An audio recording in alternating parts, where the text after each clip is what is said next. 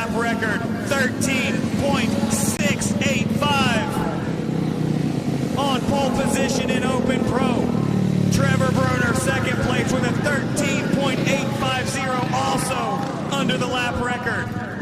Tyler Raggio to third place with a 13.861, also under the lap record. Morgan Mishler, 13.902, also under the lap record. Chase Sadoff rounds out your top five with a 13.93. Dan Bromley with a 13.94. Killer Whale with a 14 flat. Aiden Brown with a 14 flat. Cameron Smith 14.1. And Jonathan Conamy 14.1.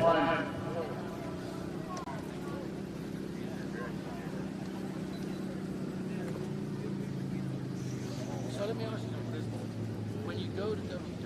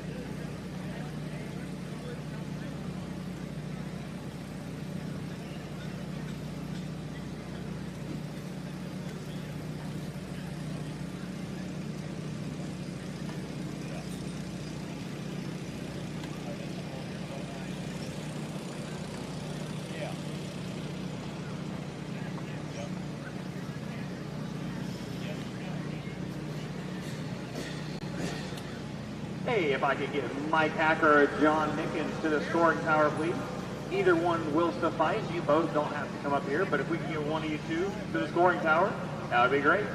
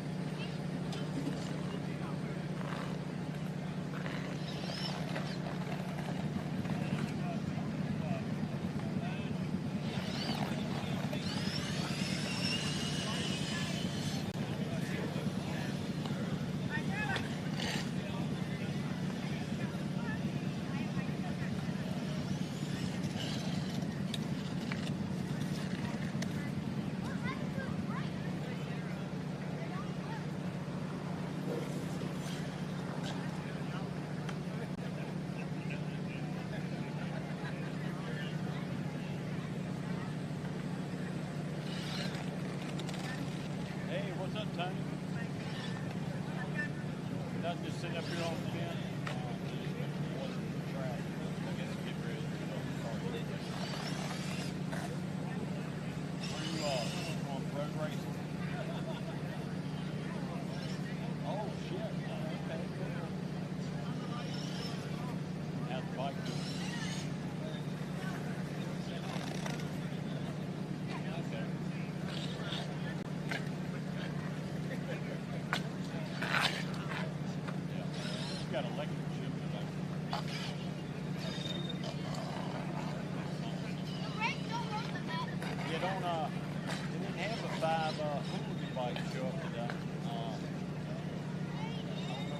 safety stuff tomorrow night or something going on those tracks?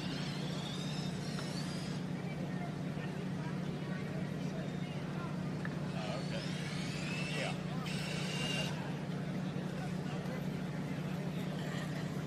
Oh, okay. That's probably I don't know where yeah, I'm not sure how.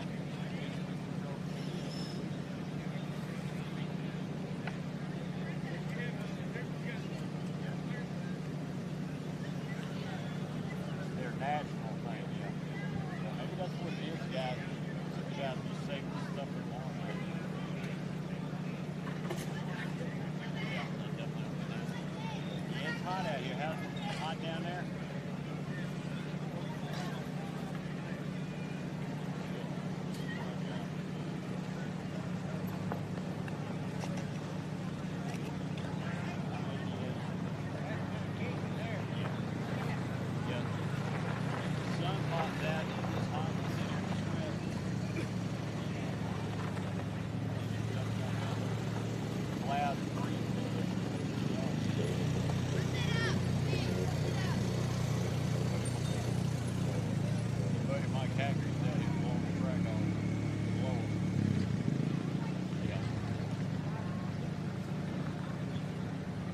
Yeah, his team's here. Huh? Yeah. Yep. Yeah, I mean, it starts but it just, looks like they have a bike be on the and then, you know, some people just don't want to yeah. Anyway, well, be safe, ride your ass off and have fun, man. Yeah. we're gonna ride bikes down to the race tomorrow.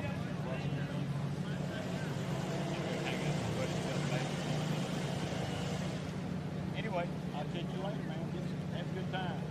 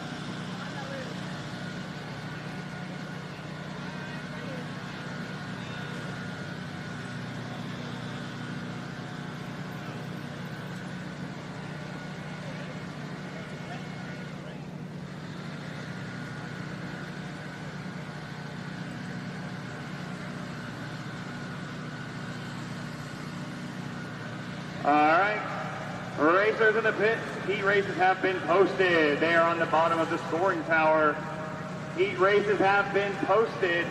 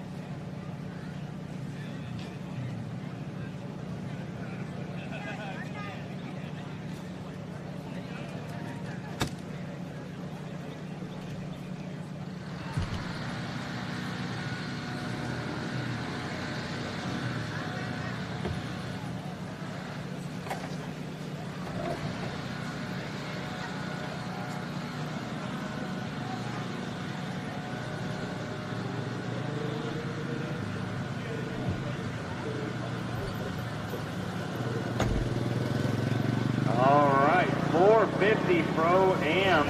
Going to be a barn burner out there. Heat race number 1. I see Trent Lowe chase that off. The Killer Whale, Cameron Smith. Showtime Shelton. Nick Henderson, Aiden Brown. Oh, goodness, that's going to be a good one. I mean, obviously, just about all these races, actually all these races are going to be good ones, but these few pro classes in the Open AM, 250 AM, I am super excited about that. We're doing final little bit, folks, if you were wondering what the holdup is.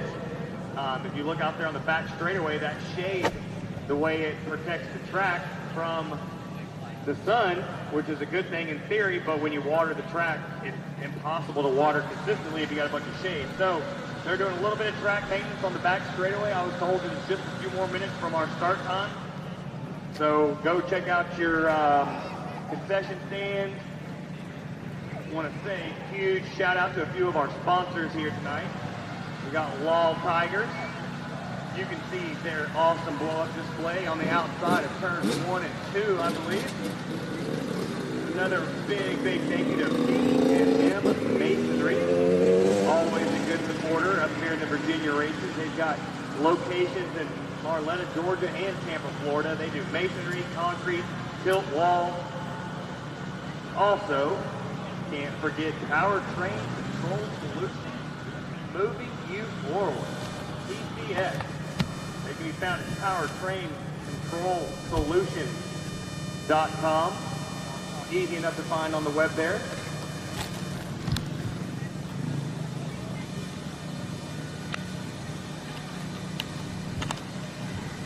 For those of you tuning in, and for those of you wondering here in the pit, you can go to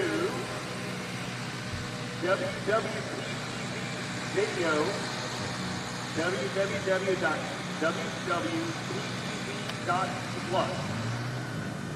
If you need to share that with your friends at home, come up here and to the scoring timer. We'll get you a link to get you logged in so you can tell the family how to watch here live. And it is also streaming for free.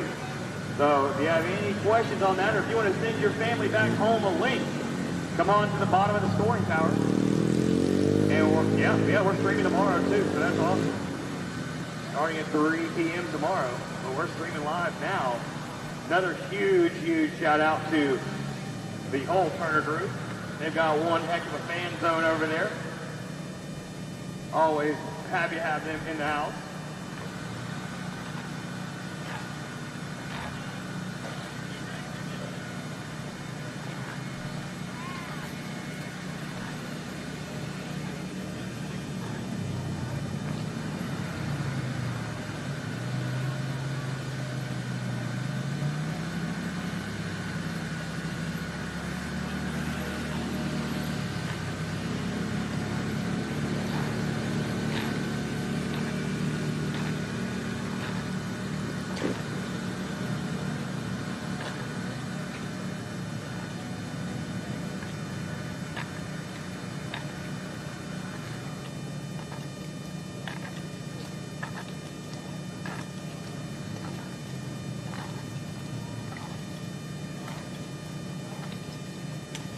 Once again, racers, we're doing just a little bit of track maintenance over in the entry of turn 3. Mike Hacker, John Nickens and crew, they're out there working it very, very hard right now. The track is in pristine shape. Put a little bit of moisture down, and as you can tell from the cloud coverage, the tree coverage on the back straightaway, sometimes it can get really easily slightly overwatered. And in an effort to make this track as racy as possible, we're going to try and get that dried up the best we can, because these bikes and tires are not made for mud.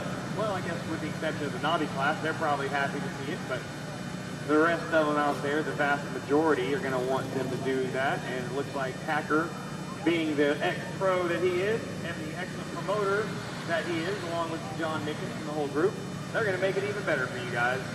So give us a few minutes, and we'll get ready to call up the first few races.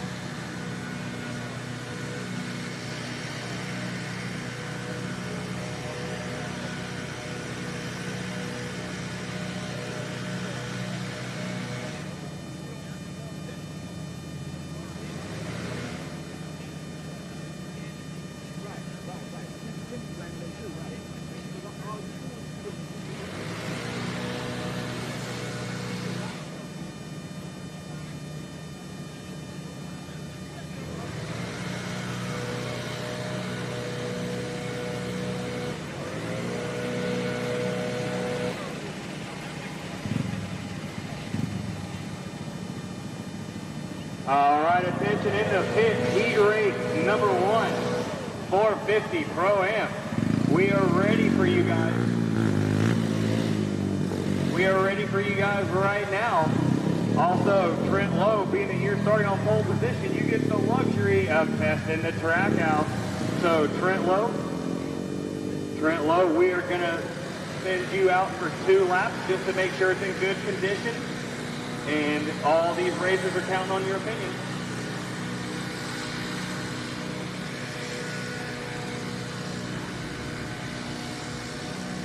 The only reason I'm saying, and actually we could do it right here with the wall tires in the back. Yeah.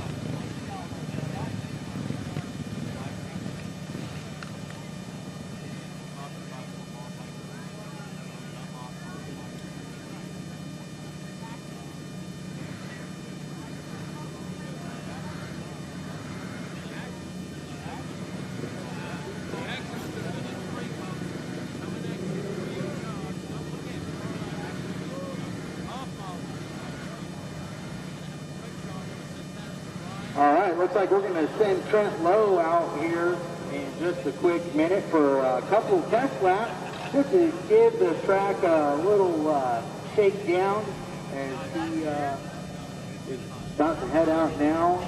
Once Trent gives the track a thumbs up, then we're going to get ready to go with our first 450 Pro-Am heat. This one is going to be a stacked one.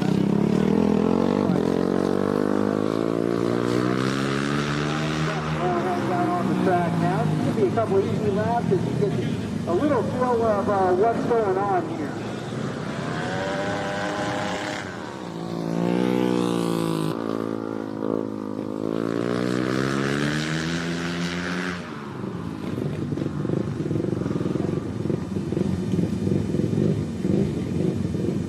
Looks like a thumbs up from Trent Lowe after a couple of quick laps, which means we're going to get ready to go to heat race number 1. Trying to get this program rolling for you folks. Definitely we can get out of here as early as possible. We've got a chance of weather, but that's a slim chance. So just going to take a little precaution on this to try to get this program running. Get some of the heat races knocked out of the way. That way we can come back with opening ceremonies and just a little bit of time for these fans to start rolling in here. You always know this is a packed house here. What do I take those and I'll go get him? Speedway. Just give me a thumbs up when you're ready to go. First heat race in the lineup street now. Because I need it. Trent Lowe sitting on pole on the Turner Racing Honda, followed by teammate 88 Chase Sadoff. These guys are in a 5-way battle in these single points right now for second, along with Maxwell, who is part of that championship battle over second right now in the AFP standings. Max Whale here on his factory KTM, all the way from Australia. Max Whale on the 18 will be lining up.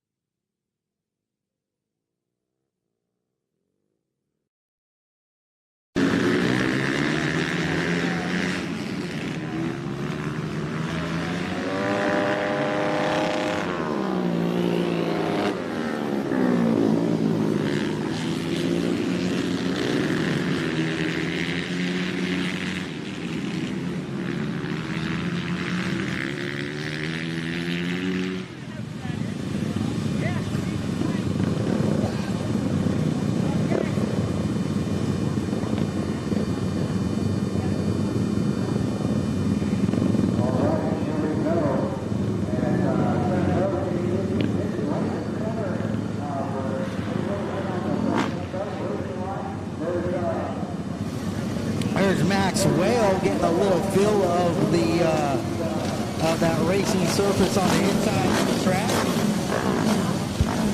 Max has got his hands up. He's asking, where's that light?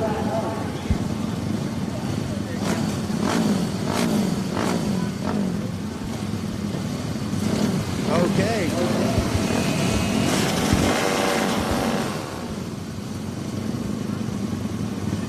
Looks like showtime, Shelton Brooks. Needing a little help back there as might have popped the bike out of gear. Looks like he's ready to go now as we're looking for the green. First, he is off the line. It's Max Rowe with a hold shot, but look at this, the 29 of Nick Anderson on the outside, and here comes the 48 of Trent Lowe. It's Whale, Lowe, Henderson, Sadoff.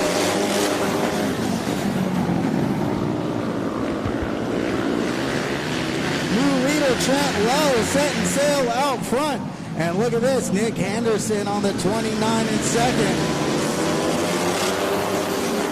Nick Henderson, team owner, showing that he's still very capable behind the set of handlebars as Nick Henderson does a fantastic job in second place. Ahead of some heavy hitters of Max Whale and Chase Sadoff.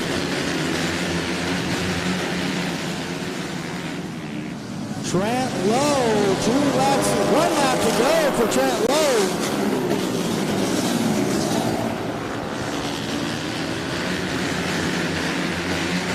Out of turn 4 for the final time. Heat race number 1 winner, Trent Lowe.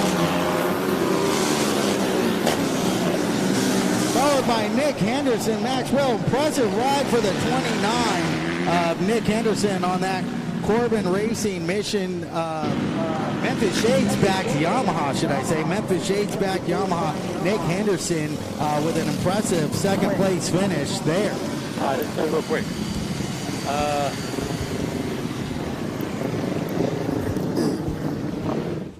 We're just getting started, folks. If you thought heat race number 1 was good, wait till you see heat race number 2. We got factory Yamaha rider Trevor Bruner lining up in pole position for heat race number 2, followed by the factory Honda, the number 13 of Morgan Mishler, the 55 of Tyler Raggio, the 62 of Dan Bromley, the 22 New Jersey rider KTM Johnny Conaby, and the number 6 of, or in the 6th position, the number 10 of Walker Porter. That's all on the front row there, and on the back row we got the 5A of Aiden Johnson.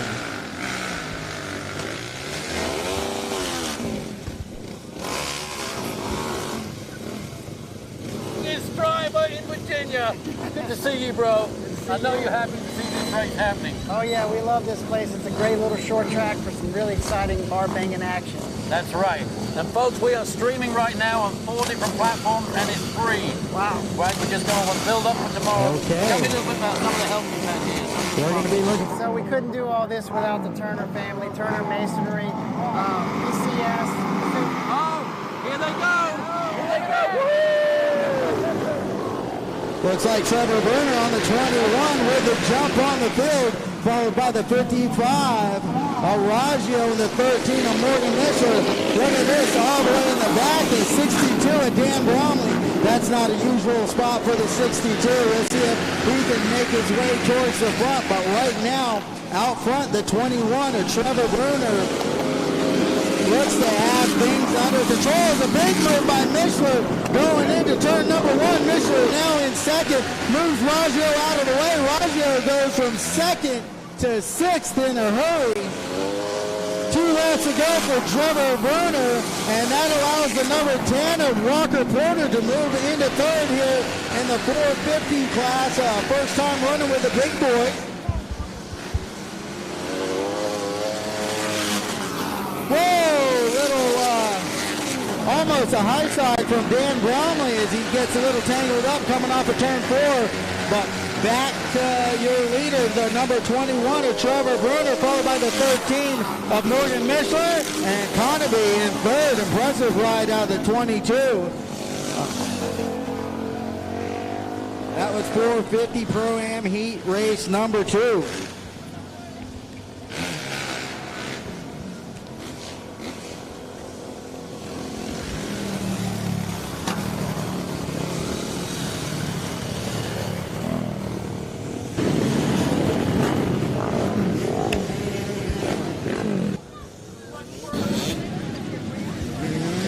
CC's out on the track now. Florida rider, number 99, Brody Hanson is going to be your pole sitter, followed by Illinois rider, the 84, Braxton Reagan. Another Illinois rider on the 11X lining up third. That's Settle. And local boy, 17, J.D. Nickens lining up fourth, followed by the 44W.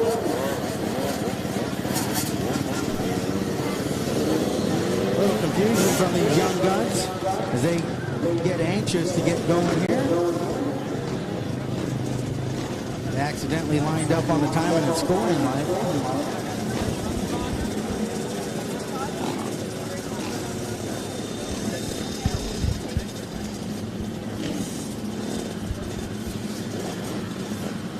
Braxton Reagan had his hands out there real quick. Got a quick question for the starter. Looking for where the green light is. We're going to flash it.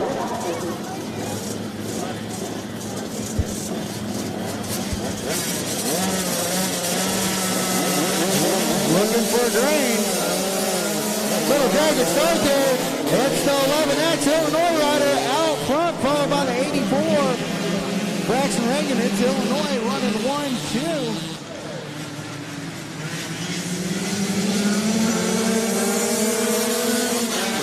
Settle out front, followed by Reagan, and look at this.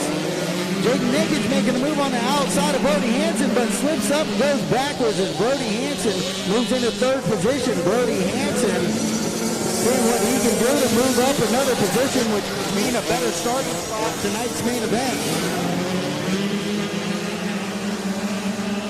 As it looks like the top four are pretty well evenly matched here. Number 11 doing a great job of holding off. Oh, look at Hanson trying to make a move going into one. Looking for an opportunity to get by Reagan there as they head into three. Hanson all over the back of the 84 Reagan. One lap to go. Let's see if Hanson can do anything here. He's going to go high. Let's see if he can diamond it off and try to get under Reagan. Down the back straight. Doesn't look like it's going to happen, but here goes Hanson with a big move into turn 3. New second place rider. Oh, and here goes Reagan back, but it's a number 11. Settle with a big win. Followed by the 99 of Brody Hanson and the 84 Braxton Reagan. Man, that was a pretty good race for these guys. And that was just a heat race. You can only imagine when there's a big brass trophy on the line a little later tonight, what that race is going to look like when it comes main event time. Wow. Wow, what a race that was, man. That's 85 class. They were freaking smoking out there. Ride of the day so far is going to go to Brody Hanson. He was kind of sleeping at the light, and then all of a sudden, he's in a battle for the lead. So what a race. That is going to be a good feature coming up a little bit later, folks. These are 5-lap heat races. You don't have a whole lot of time to get the job done, but we're going to turn it back over to the Salmonator. I don't know if that's what he goes by, but that's what I call him. There we go, 50 plus. Kenny Dolan, New York rider. Kenny's going really fast here today. Looks like Greg Boyle on the 27C lining up second, followed by the 114, the 25A, Tom Boscher. Lining up fifth, the 383 of David Lotz. And the 28.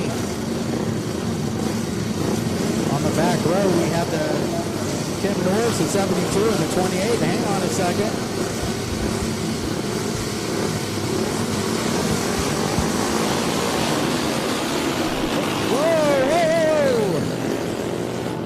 Almost a big disaster on off the starting line of Morton LeBounty, but he gets it pulled off to the inside, and Boyle here on the 27 leads him on lap number 1, followed by the 64 of Kenny Dolan.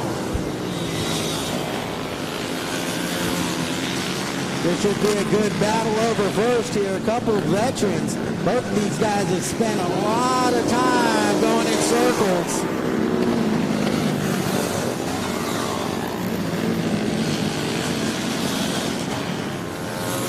Dolan riding at his trusty road tracks, putting the pressure on Boyle. Boyle out front, not letting up as Boyle and Dolan head into 3. 2 laps to go. Make that 1 lap to go for Boyle as Dolan looks for a way around the outside possibly. Let's see if he can make something happen going into 3 as we come up on some lap traffic. Dolan pokes the wheel underneath. Oh, it gets a little tight. Woo! Greg Boyle with a big win over Kenny Dolan. Little lap traffic playing a factor in that one, but looks like Greg Boyle, the 27, was able to hold off the advances of Kenny Dolan in that 50-plus race. You wouldn't know that these guys were over 50 years of age by the way they were racing there.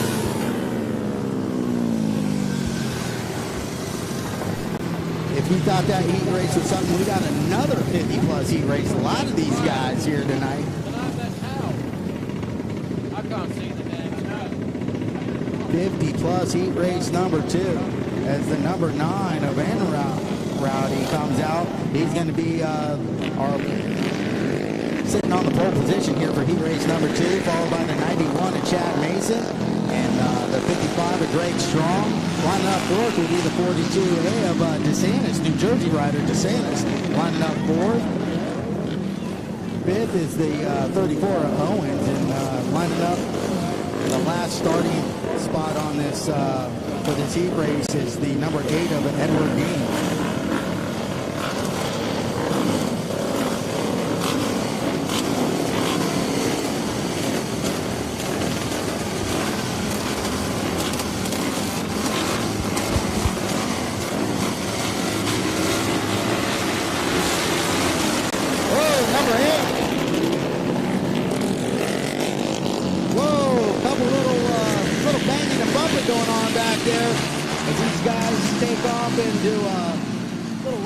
Start, but it's the number 9 of Rowdy out front, followed by Chad Mason on the 91 and 7. Looks like the 9 and 91 have pretty much set sail over the rest of the field, but in the 3rd position is DeSantis, the New Jersey rider. DeSantis riding a couple classes here tonight, riding the 50-plus and the Hooligan. So he's got his work cut out for him, but out front it's 2 laps to go for Rowdy and Mason.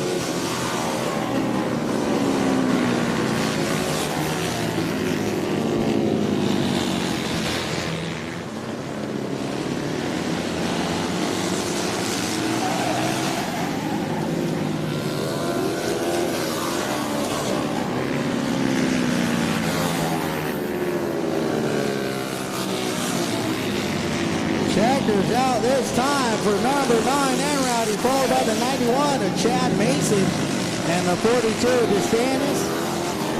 Those are your top 3 in 50-plus heat number 2.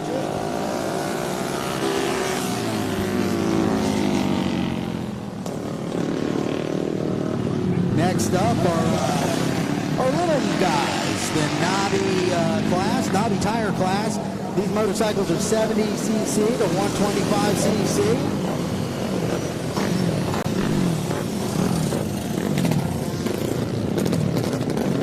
We have 3 riders scheduled for this as the Nickens on the 17 makes his way out, followed by the 711 of Catlin. And here comes the number 7 of Tim Norris. Tim Norris making his way out onto the track now. Ellen Nickens takes her spot on the pole position here. Sounds like we got some 17 fans in the stands here as we hear Go 17 for Ellen Nickens.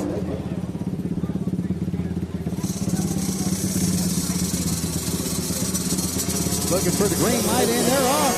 Ellen Nickens will blast off the line with a huge hole shot over the 711. Nickens looking for a good night here in front of a lot of friends and family. She's from nearby, just maybe half an hour, 40 minutes down the road. Virginia girl out front. followed by the 7-11, and the number 7, Tim Norris.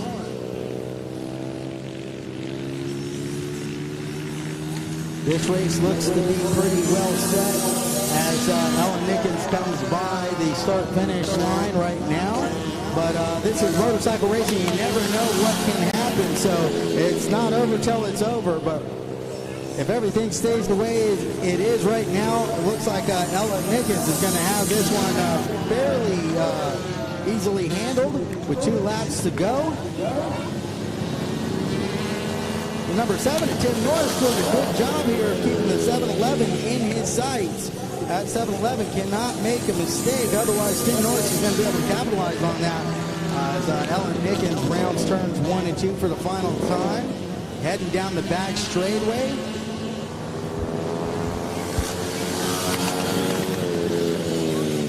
Nice heat race win for Ellen Nickens. All right, a few cheers from the crowd for Ellen. And there's that break from the sun we all needed. I hope that sun stays behind those clouds. Sure feels good when it goes behind those clouds, don't you agree? Put your hands together for our 70 to 125 Nobby class heat race winner, Ella Nickens, as she pulls off the track now.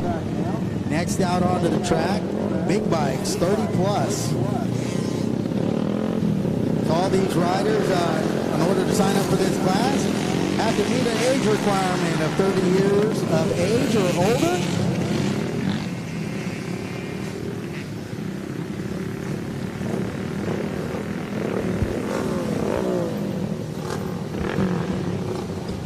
That's what this is based off of.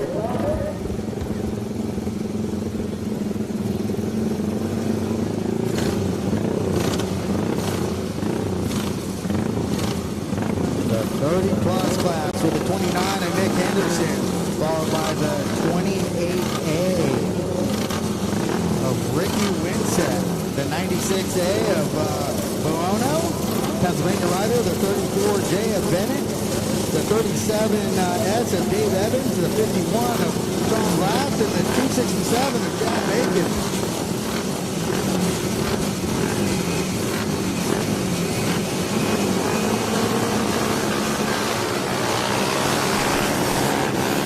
Ricky Winsett with a big hole shot, but the 29 of Nick Henderson says, I don't think so, Rick.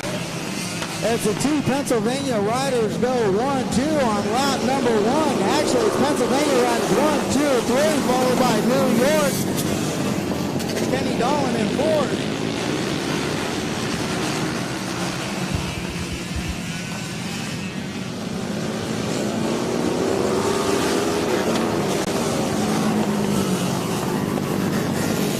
Nick Henderson out front doing a fantastic job here tonight. Nick's a phenomenal rider. Doesn't get the chance to do so as often as he would like, as he's busy spinning wrenches for his rider Dan Bromley. But right now, Nick Henderson out front making it look easy over the 28A of Ricky Winsett, Barono in 3rd.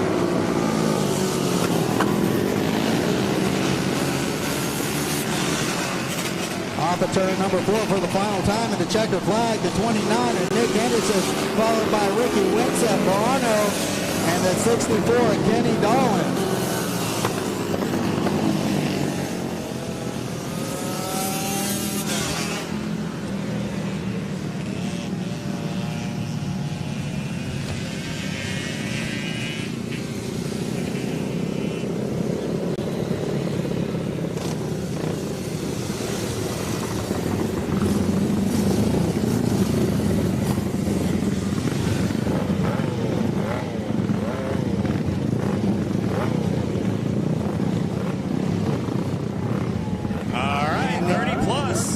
Missing a few of you out there, 30 plus, Vintage Light, I'm sorry, Vintage Light. We're missing a few of you out there, Vintage Light. We're about to send them without you. 250 AM, Open AM, Vintage Heavy, you guys got to start getting ready. We'll keep trying to call them out to you, but it's also your job as racers to know when you're up. Right now, we're on Vintage Light.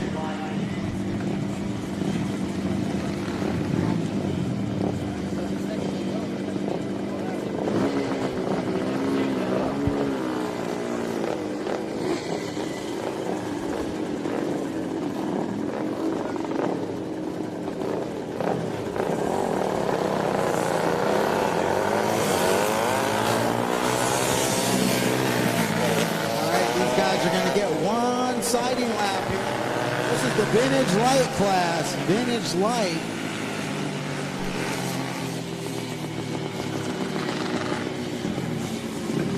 Single cylinder, typically 500cc and under. Vintage motorcycles. So that's the Vintage Light single cylinder motorcycles, typically 500cc's and less. As the number 41 of Ron Andrews making his way up to line is going to be your pole position sitter, followed by the 16 of Dave Singleton. But Dave Singleton hasn't made it out onto the track yet, and actually that's what we're waiting for now. We're going to give Dave a quick minute to see if he can get together, and here he comes as he makes his way out, followed by, our starting lineup is the 41 of Ron Andrews, the 16 of Dave Singleton, the 81 of Tracy Edwards, the 13 of Justin Hall, and the 22 of Johnson.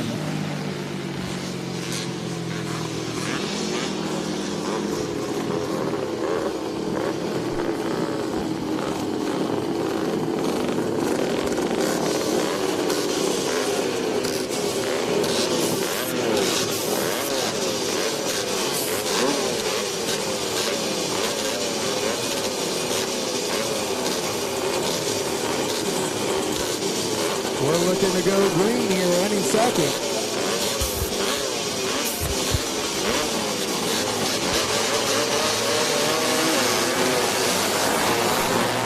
Hole shot by 16 of Dave Singleton.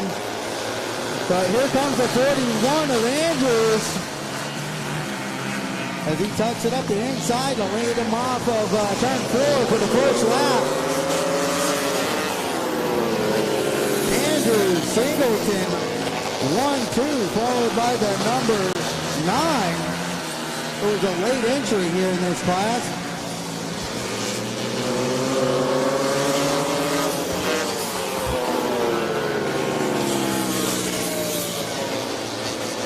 Ron Andrews out front, followed by the 16 of Dave Singleton. These guys have done a lot of laps in their racing days.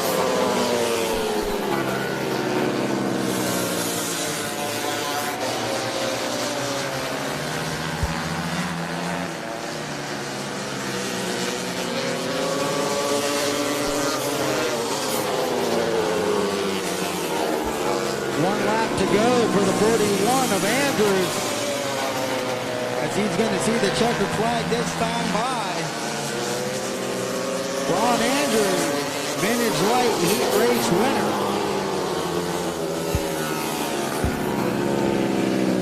.250M, Open AM, and Vintage Heavy. You guys need to be in staging. .250M, you are next. .250M, you are next.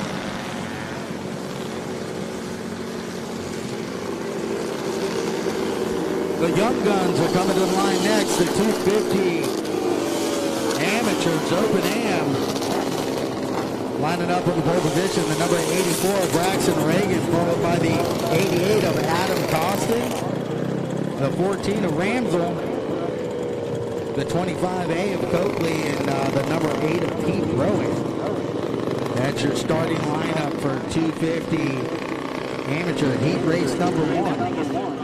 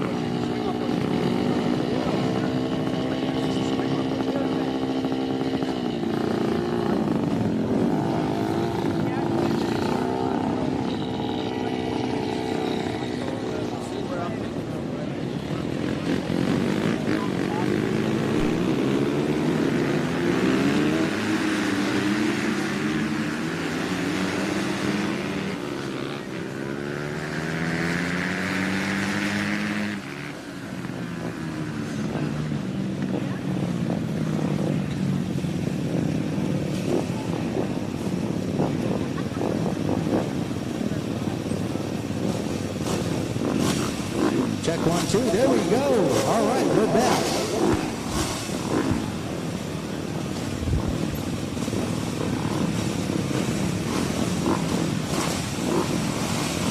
Starter gives an official look over.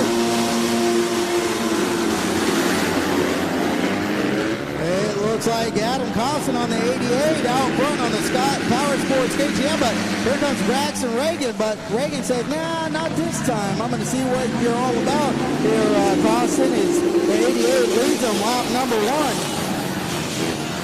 Coakley in second, but out front it's the 88. Pennsylvania rider Adam Costin, followed by Illinois rider Braxton Reagan on the 84. A little slip up by the 25. Let's see if the 14 of Ramsel can get underneath. Doesn't look like he's able to make anything happen as we turn our attention back to the top 2 riders coming off of turn number 4 right now. 2 laps to go for the 88 of Adam Costin and Braxton Reagan, as they are nose to tail.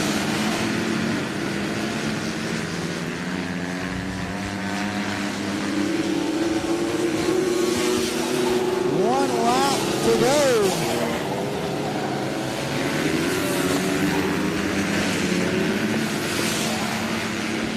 As the 88 of Adam Costin leads Reagan off at turn 4 for the final time. And sneaking into 3rd place is the 14 of Ramsel, capitalizing on the mistake of the 25 of Coakley there. Ramsel able to get by and pick up another spot, which will help him out in tonight's main event with a better starting position. That was the first of 250 amateur heat races, as heat race number 2 is ready to come out onto the track right now. 26 of Cody Michie is going to lead him out, followed by the 007 of Monty Pedri, the 17B of Barris lining up 3rd. In the 4th position, the 81 of Brady Mason. And lining up in the 5th and final spot, the number 11 of Brian Hurley.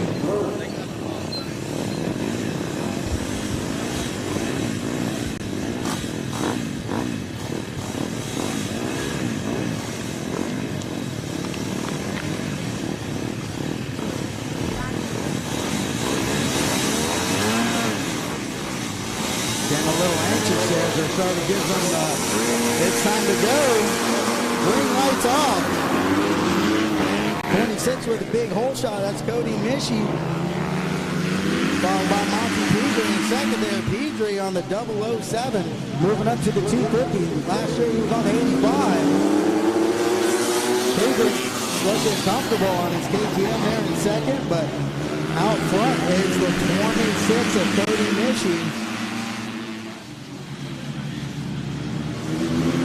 These heat races are just 6 laps, so you don't have a lot of time to make up for any lost ground.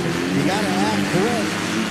As the 26 of Michie looks to hold on to 007 of Pedri. One mistake and it could be all over, but right now the 26 is keeping it together, gives a little look down, and knows that he's got 1 lap to go before this thing is official.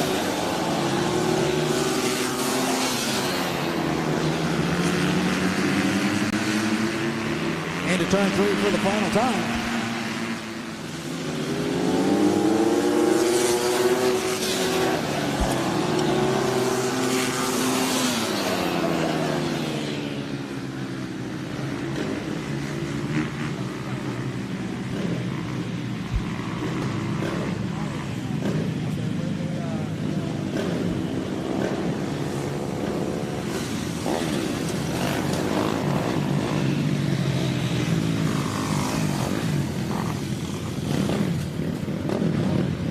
That was heat race number 2.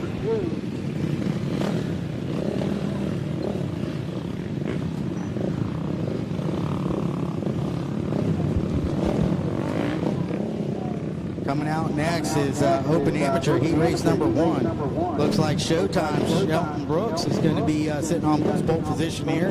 Showtime's always fun to watch. This guy puts on a show. That's why they don't call him Showtime for nothing. And coming out in the second spot is the 84B of Braxton Reagan, followed by the 88 of Adam Costin, the 14 of Ramsel, and Hayden Johnson lining up 5th on the 5A. And then And our final starting spot, the number 81 of Brady Mason.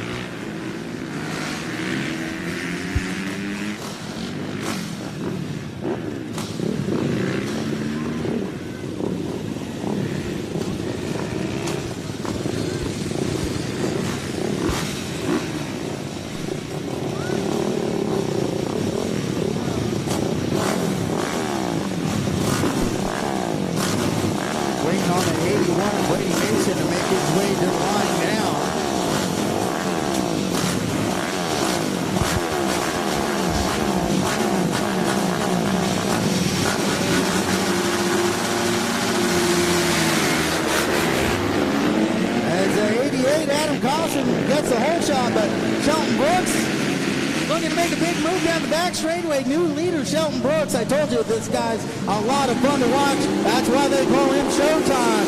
85, Shelton Brooks out front, followed by the 88 of Adam Costin, and the number 5 of Twinkie the Kid, Aiden Johnson in third, followed by the 14 of Ramsel. Third time, Shelton Brooks out front. Looking to stretch out lead here.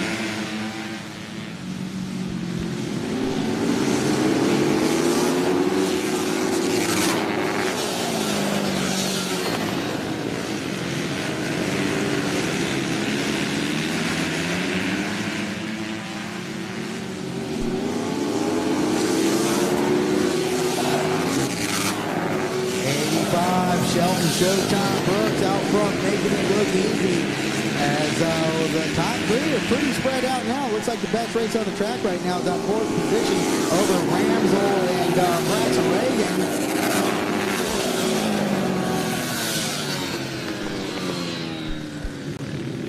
Showtime, Shelton putting it on the rear wheel, celebrating that win there. That was Open Amateur Heat Race number 1. We got another one coming up with a bunch of fast guys in it. The number 10 of Alabama rider, Walker Porter, lining up on the pole position for Heat Race number 2, followed by the 007 of Petrie, the 26 of Cody Mishi, and the 25A of Copley.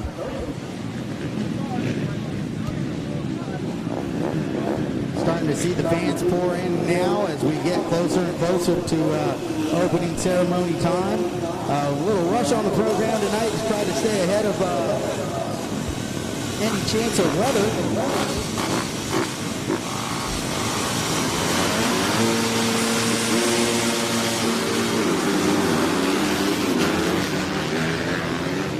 Alabama rider Walker Porter out front, followed by the Mishi in second. Mishi runs it in super deep downshifts to try to save himself, but still misses a spot. Look at this, the 25 of Copley takes full advantage of that, finds himself running in second, but here comes Mishi back underneath the 25 as they head into turn number 3.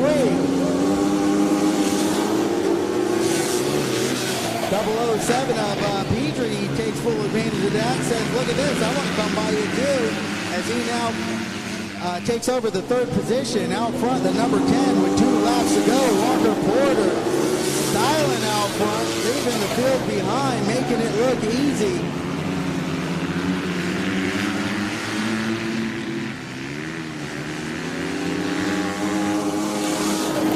Walker Porter definitely one to keep your eye on in the future. This kid's going to be going places. Really fast kid from Alabama comes off a turn 4 for the final time to get an, I don't want to say an easy heat race win, but he sure made it look easy over the number 26 of Cody Mishi and the 007 of Monty Petrie there in the third position.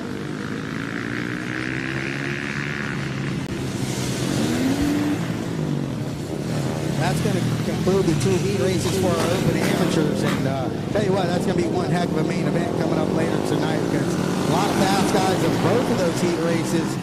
It's going to be real interesting when they are all grouped together going head to head. But out on the track right now are vintage heavy bikes. These are 500cc and above.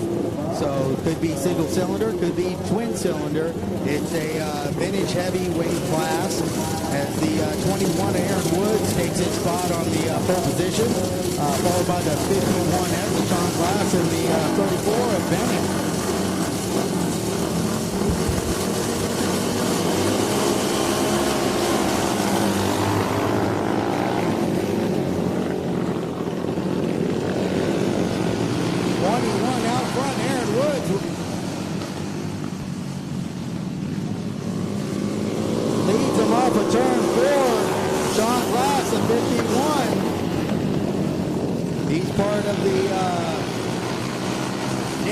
Racing crew and often be found helping that group at AFT events with rider Dan Bromley. And right now he finds himself behind the handlebars having a turn at racing. John Glass 2 laps to go this time around. Back out front, the number 21 of Aaron Woods stretching that lead with 1 lap to go.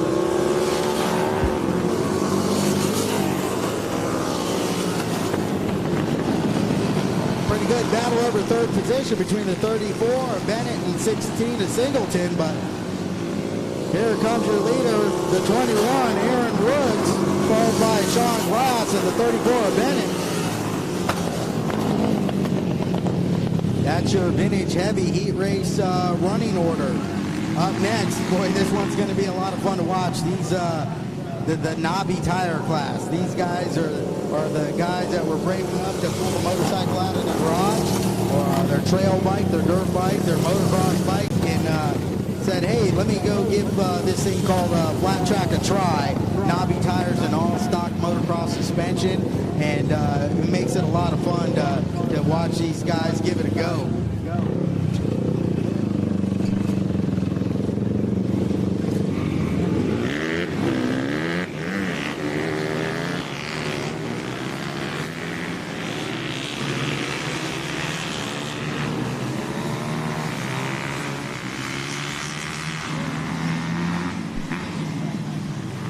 Turn this mic over to my co-announcer here, none other than Bobby McClendon calling this one. Oh man, we're excited about this one too, folks. Keep your eye on that number 8. That is my guy right there. Eddie Dean on the number 8 factory Honda. It's an XR XL 250, I believe, maybe a 350. It doesn't really matter because he's got the tool kit on the back fender with taillight option. Up next, we got Ronnie Jessup, Brian Early, George. We're just going to say George because there's no way I can pronounce that. Mike Sheffett and Merton LeBounty. This is going to be a good, oh no, Dean. It's a 200, folks. I just saw the swing arm. It could be one of those trick factory bikes, so he might have a big bore kit. We don't know. Let's see this thing race against these brand new bikes. That's got to be at least in 1982 somewhere. Oh, number 11 with a jump start. But it looks like they're going to let it ride. 11 down the back straightaway. Oh, Eddie Dean. He's up to 5th. Hey, look at that power mover on the outside on the factory Honda. He's up to 4th. But your leader right now, that's the number 11, Ronnie Jessup. Followed by George and Brian Early. Down the back straightaway to go. Eddie Dean looking around the outside. Not happening. He's got those 200 cc's working overtime. Second place, number 43 just about steps off of it. That's George. With the slightly difficult sounding last name that's hard to pronounce. He's still working hard, but still Jessup out front. Oh, almost into the back wall. Number 11 on the blue bike. I thought he was going over the top, but he saved it somehow. That's Early. What a race this has turned into. That's a 150R, folks, down the back straightaway. Eddie Dean working hard over there for 3rd. He wants that final podium spot in the heat race. Brian Early says, you're not going to take it that easy, Bucko. I've got way more horsepower than you. But that 150R in front, that's still Jessup. He's He's got George right behind him. Oh, early, shooting the high line, still going for third. Can't make it stick. He's going to have to do a tire change later on. He smoked that one. Here comes Chiffette on the 250, and rounding up their fields, Alan LeBeau. We need our 65s, 450 AMs, and hooligans to staging.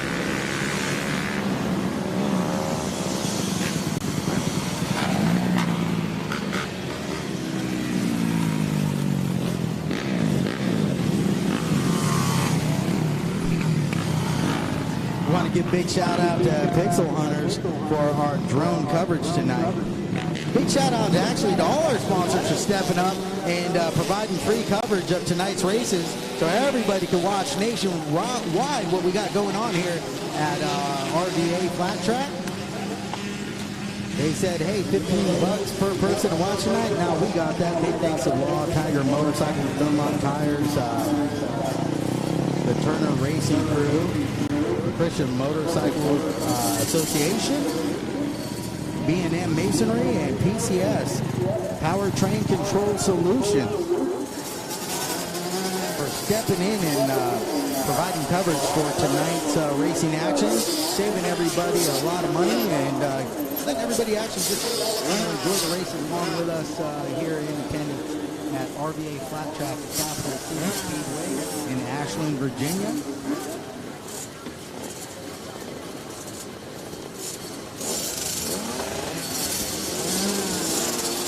Next down on the line right now, our 65cc heat race as Jaden Nickens winds up in the pole position, followed by the number 30 of Settle. Lining up third position is the other number 17, Ella Nickens, in the 44W, along with the 37 of Edwards. And it's Nickens out front with a hole shot. Nickens trying to distance himself from the rest of the field in a big hurry, but running in deep is the number 30 of Settle. As Settle looks to keep Nickens honest here. Nickens got a nice start, which he was able to put a little bit of distance between him and the rest of the field, but looks like the number 30 may be gaining a little ground in certain areas around the racetrack, as this could be a good battle between our top two riders of Jaden Nickens and the number 30 is Settle. Little sister Ella Nickens finds herself in third spot with 2 laps to go for the number 17 of Jaden Nickens. Jaden Nickens out front looking good. This time around it's going to be the white flag, which means one more lap for our 65cc heat race.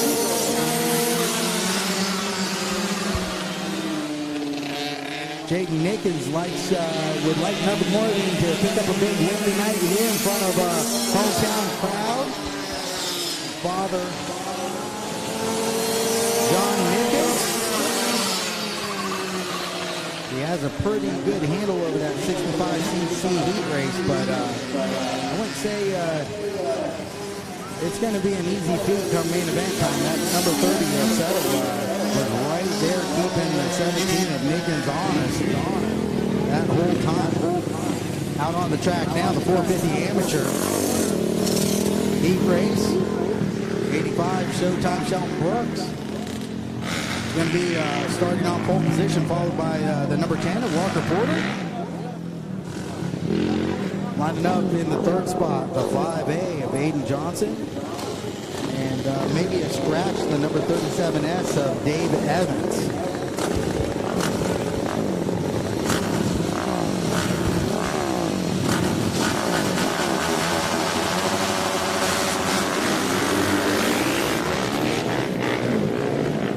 Look at Johnson on the outside trying to make something happen, but man, Shelton Brooks on the 85, he's a hard guy to pass.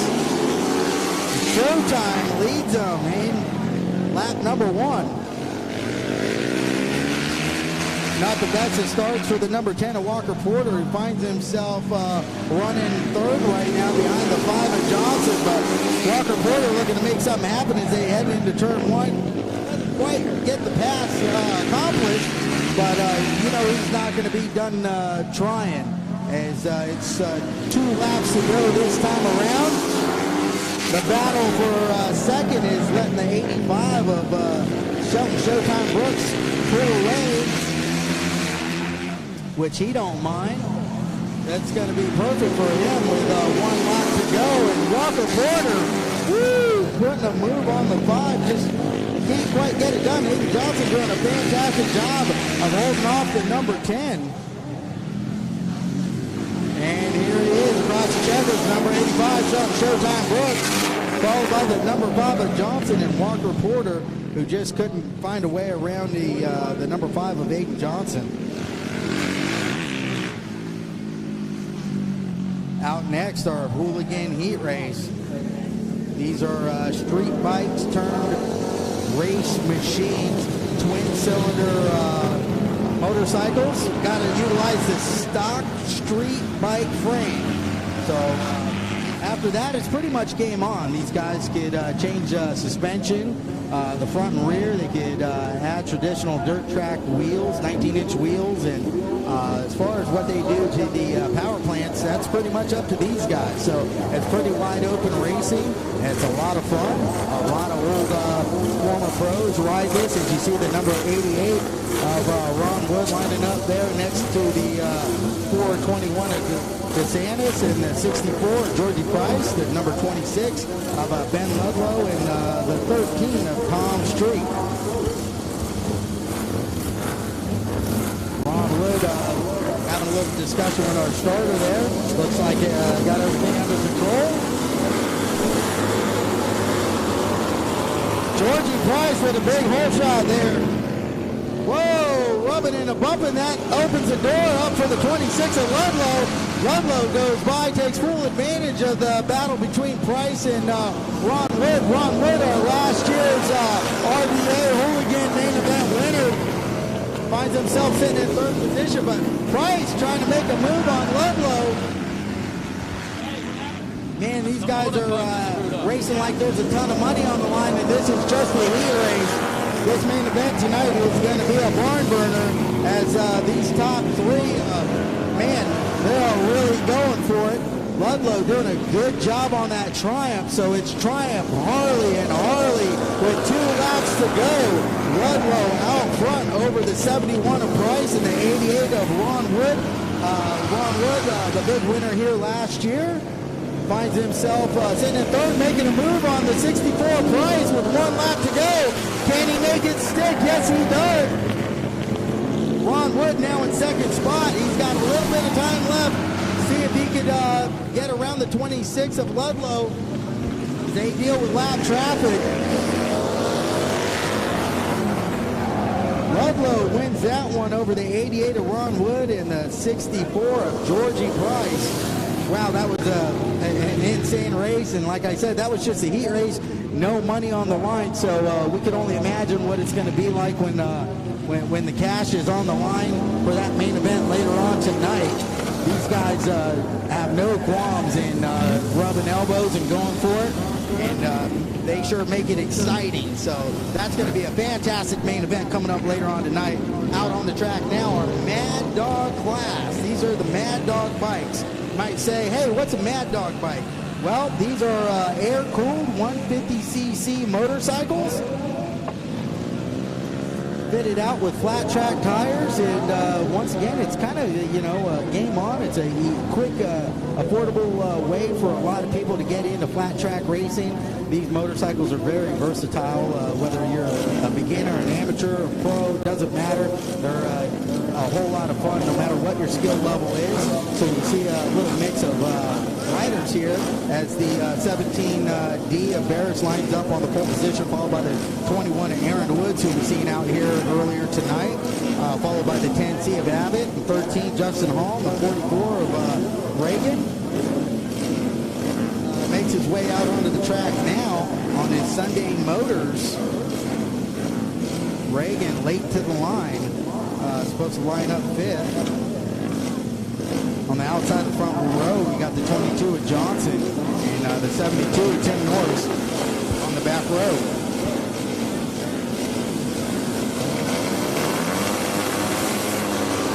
They're off, and it's Braxton Reagan with a hole shot. Oh, look at this on the inside. Barrett's trying to make a move for it and pulls it off. New leader going into 3. Slips up a little bit. Maybe enough for the 21. No. Barrett's doing a good job of working their way into the lead there. I mean, that wasn't given to Barrett's at all. Barrett's made that happen as the 17D leads them off at turn number 4, followed by the 21 of Wood and the 34 of Braxton Reagan.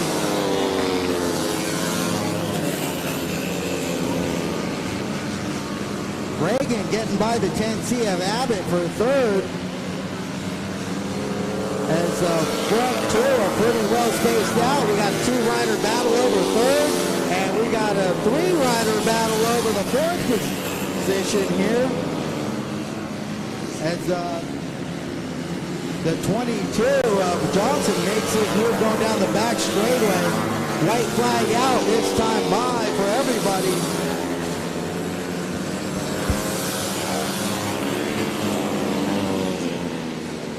As Burris, the 17,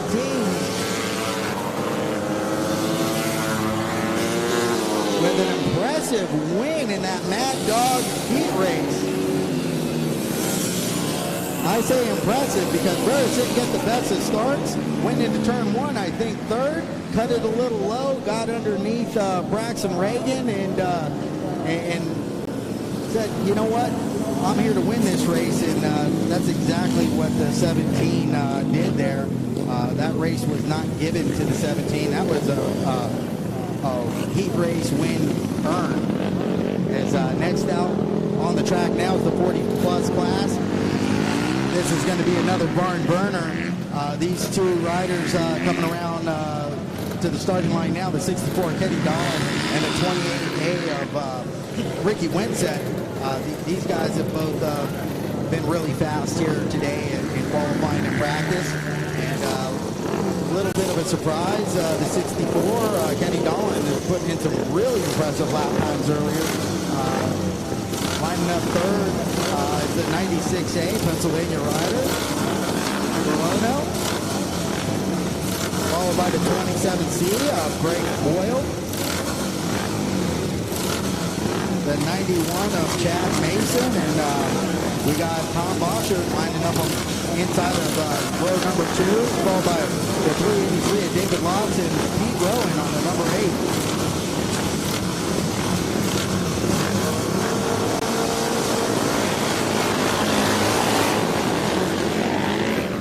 96 with a hole shot, but look at this, the 64, Kenny Dolan. Looking to make a move on the inside, and here comes the 28 of Ricky Winsett trying to square up Dolan. It's a 3-rider battle right now up front between the 96, the 64, and the 28. The Pennsylvania sandwich for Kenny Dolan as he finds himself between 2 Pennsylvania riders.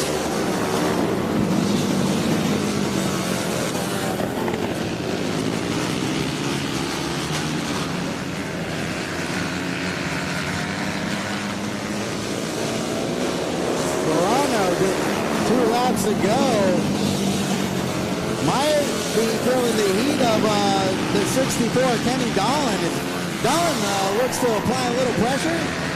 Takes a peek around the outside. Not sure if he's going to be able to make that stick. 1 lap to go for the 96. Verona out front doing a good job over the 64 Kenny Dolan. Come out for the checker this time by. It's the 96, the 64 Dolan, and Winsett in third, followed by the 27 of Greg Boyle. Greg Boyle, recent transplant to the state of Tennessee, Florida guy originally. Finds himself here in the RVA event for the first time now that he's a little bit closer to the area. He said it's about a 6-hour drive from where he now calls home in Tennessee. can see. So nice to see Boyle make that drive out here and be part of this RVA event.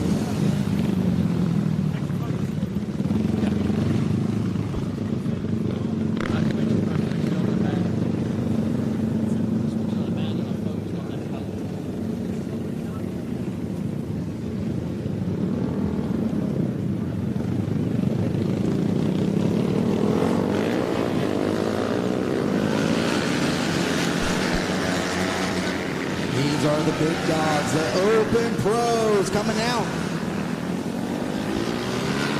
48, factory Honda rider Trent Lowe takes his spot on the starting line here, followed by the factory Yamaha rider, the number 21, Trevor Bruner. Tyler Raggio on the 55. Man, this is a stacked heat race right here. I mean, this is kind of like an AFT national main event, actually. I mean, just looking at all the talent here, the 13 of Morgan Mishler. I mean, you got 3 factory Honda riders, a factory Yamaha rider, and then a factory KTM rider, the number 18 of Max Whale. This is going to be a barn burner. And on the second row there, the 29 of Nick Henderson, who is, well, maybe starting on the front row, outside of the front row, 29, Nick Henderson.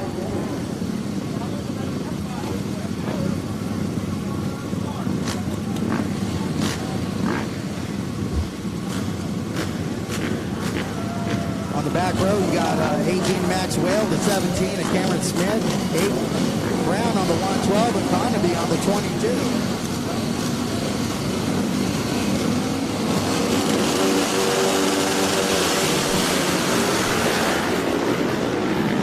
Mishler with a big hole shot on the field. And with everybody behind him, here comes 21, Trevor Bruner, a little bumping and banging from the 48 in the back there. Wow. Trent Lowe making a move on the 55, going into 3, opens the door for the 18 of Max Will, but out front, Morgan Mishler out front, holding off the advance to the 21 of Trevor Bruner. This is exactly what Mishler needs right now at this point in the season, a little bit of a confidence booster.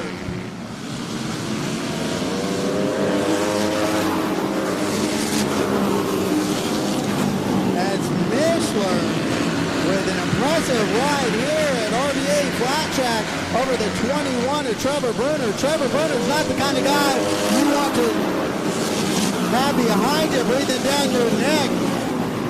But Mishler does a fantastic job of actually opening the door a little bit, opening the gap a little bit.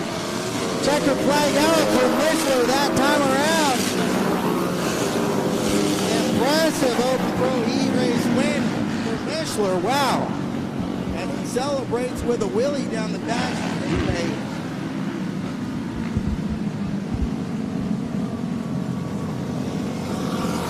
Wow, what'd you guys think of that one?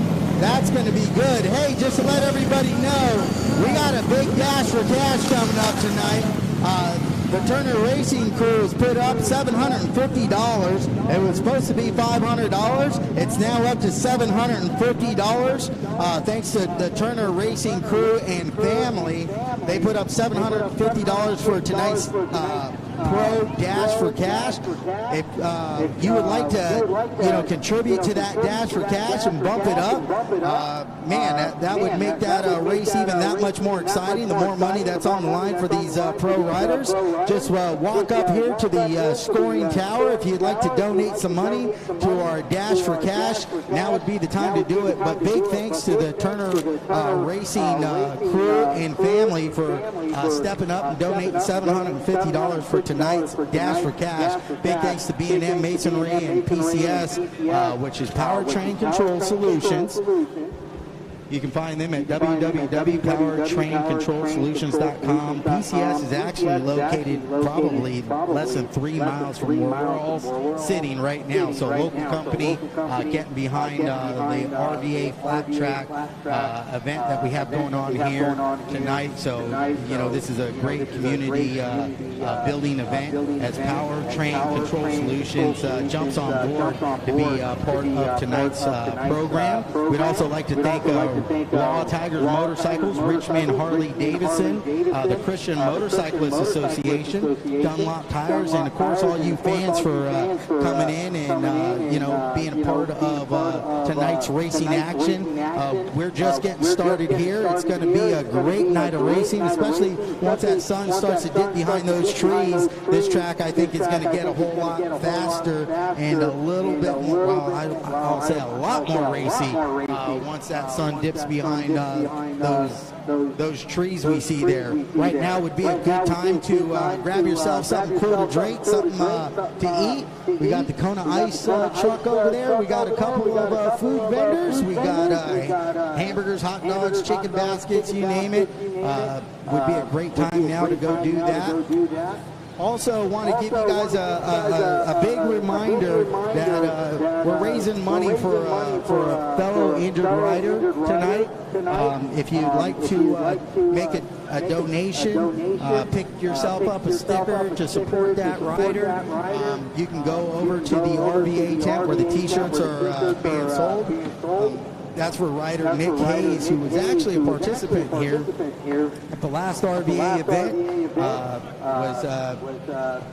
I think it happened at a motocross race, and now he's a father of two and finds himself in a tough position, and he could really use our help right now. So if you want to pick up a sticker, make a donation, go to the RVA t-shirt tent there.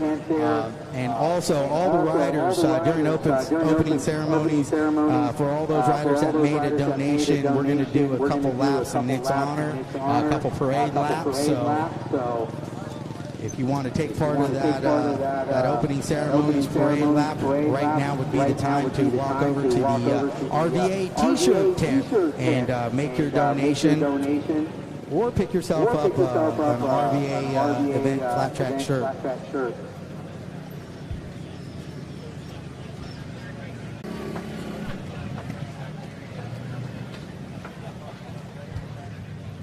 Also want to give a big shout out to WWP TV Plus for covering tonight's action. Right here we got Ben Ludlow coming up here. Ben, I'm going to talk to you real quick. I know you got a question for these guys. You're not coming up here to this tower to talk to me, but I'm going to talk to you. How about that heat race win? I mean, you had a whole lot of guys behind you. You had last year's winner, Ron Wood. Could you feel him breathing down your neck in that heat race, or were you just out front cruising around? I mean, the biggest thing is to just get out front quick and just click laps out and don't give Ronnie or Georgie a chance to get by it. Yeah, and those are two guys that it's pretty hard to fend those guys off. They know how to make things happen when they find themselves sitting in second or third. So good job to you, Benny Ludlow, for holding those guys off. You got any tricks up your sleeve for the main event, or is it just going to be a repeat of what we saw in that heat race for you? Well, it'd be great if I could get off the line this time. That's when it's going to matter most. We wish you a lot of luck on that. I'm going to let you get back up into this tower because I know you had a question for timing and scoring, I think. So thanks for that quick little interview there. And right now, like I said, it'd be a good time to walk around and check out the action in the pit, see what guys are doing, how they're working on their motorcycles, grab something cool to drink. The Kona Ice truck's over there. We got a lot of good things happening on the concession side of this RVA event. Right now would be the prime time to make that happen before we come back with opening ceremonies and the official start of tonight's racing program.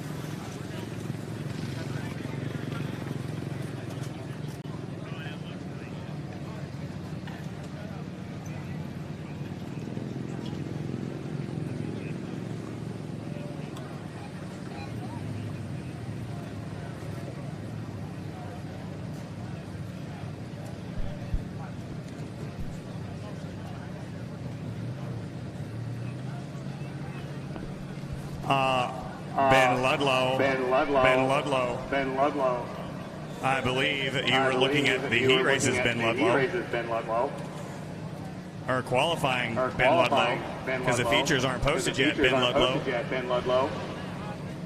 Ooh, how you like those apples, Ben Ludlow?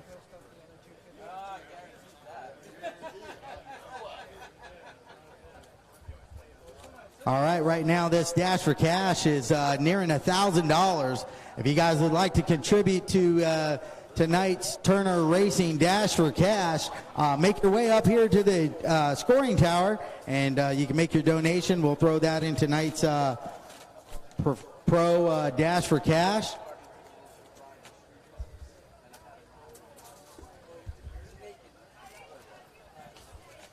Testing, 1, 2.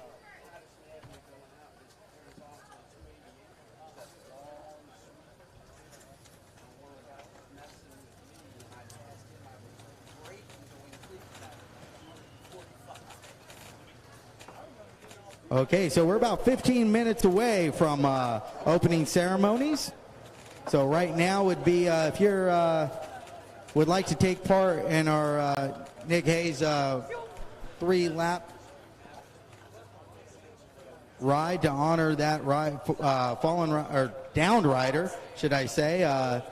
Right now would be a good time to make your way over to the RVA tent.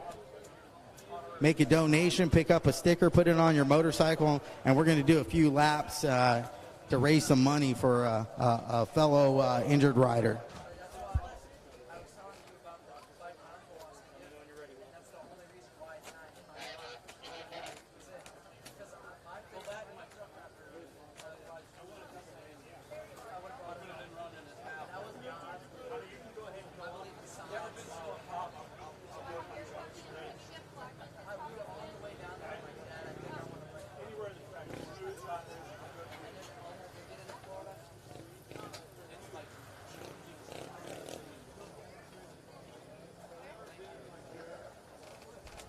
Big shout out to our live feed tonight. Looks like we got Frank Shelby watching, the legendary Frank Shelby watching tonight's RVA flat track event. Legendary Frank Shelby, that is.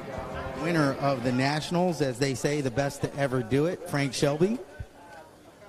Tuning in live. So wonder who else is tuning in. If you're out there watching tonight's races via live stream, drop us a big thumbs up and let us know where you're watching from. We'd like to hear from you. We'd also like to thank a lot of our sponsors, all of our sponsors for stepping up. Tell me about what you do, man. I work with the Law Tigers, motorcycle lawyers. Yeah. We help, we specialize in helping riders that have been involved in a motorcycle accident.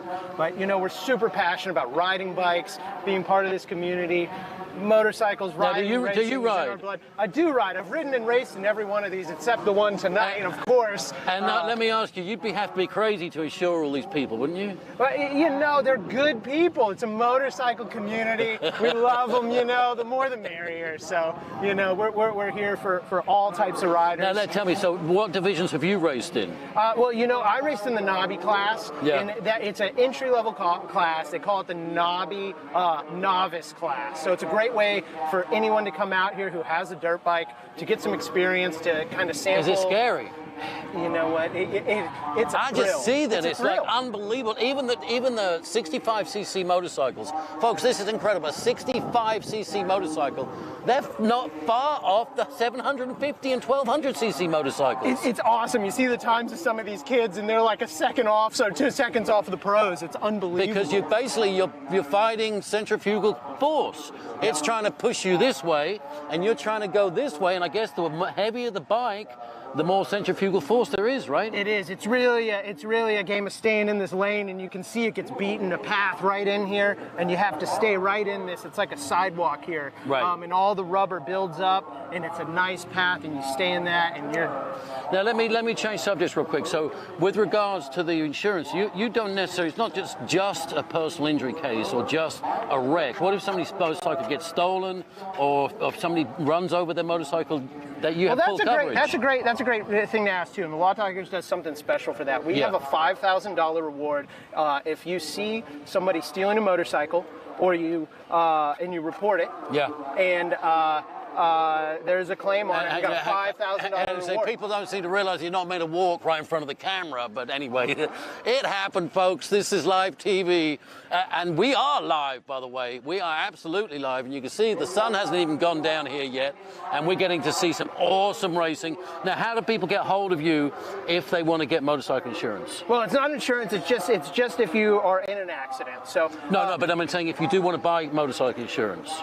How do they contact you? You're going to call 1-800-LAW-TIGERS. If you've been involved in a motorcycle accident, call 1-800-LAW-TIGERS. You can talk with a lawyer for free, and it'll help you. You know, we walk through the whole process and make sure that people are taken care of, that riders are taken care of, their families are. Right. Motorcycle accidents can be tough on the whole family. So, you know, we kind of make sure we have the whole package, and we're looking out for the community, and we're hearing the good times too and the bad.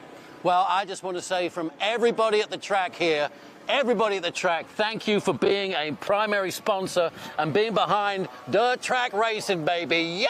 Hey, wouldn't want to be anywhere else. Yes, and as you know, Virginia used to have some fast the guy in there took us off the switch. Well, yeah, a lot of fast guys out of here. I mean, you yourself were a fast guy.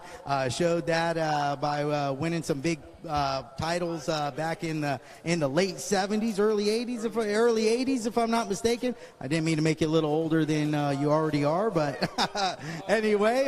But yeah, a lot of fast guys from down here. You know, Brent Lowe, Mark Hartley, man, a ton of fast guys. Ray West, Rusty Rogers, the Eads boys. I mean, you know.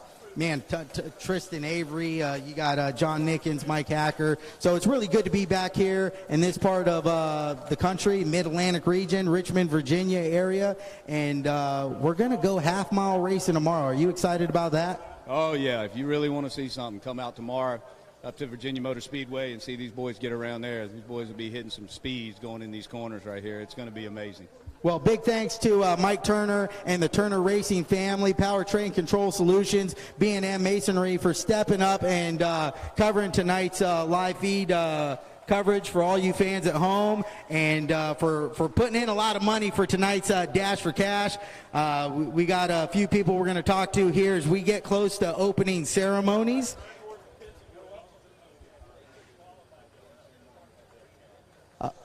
Attention in the pits, just want to let you guys know we got the features posted up already. They're on the board now, so if you want to come by over here to the scoring tower, we have all the features posted. You want to know where you're lining up in your main event, now would be the time to do that.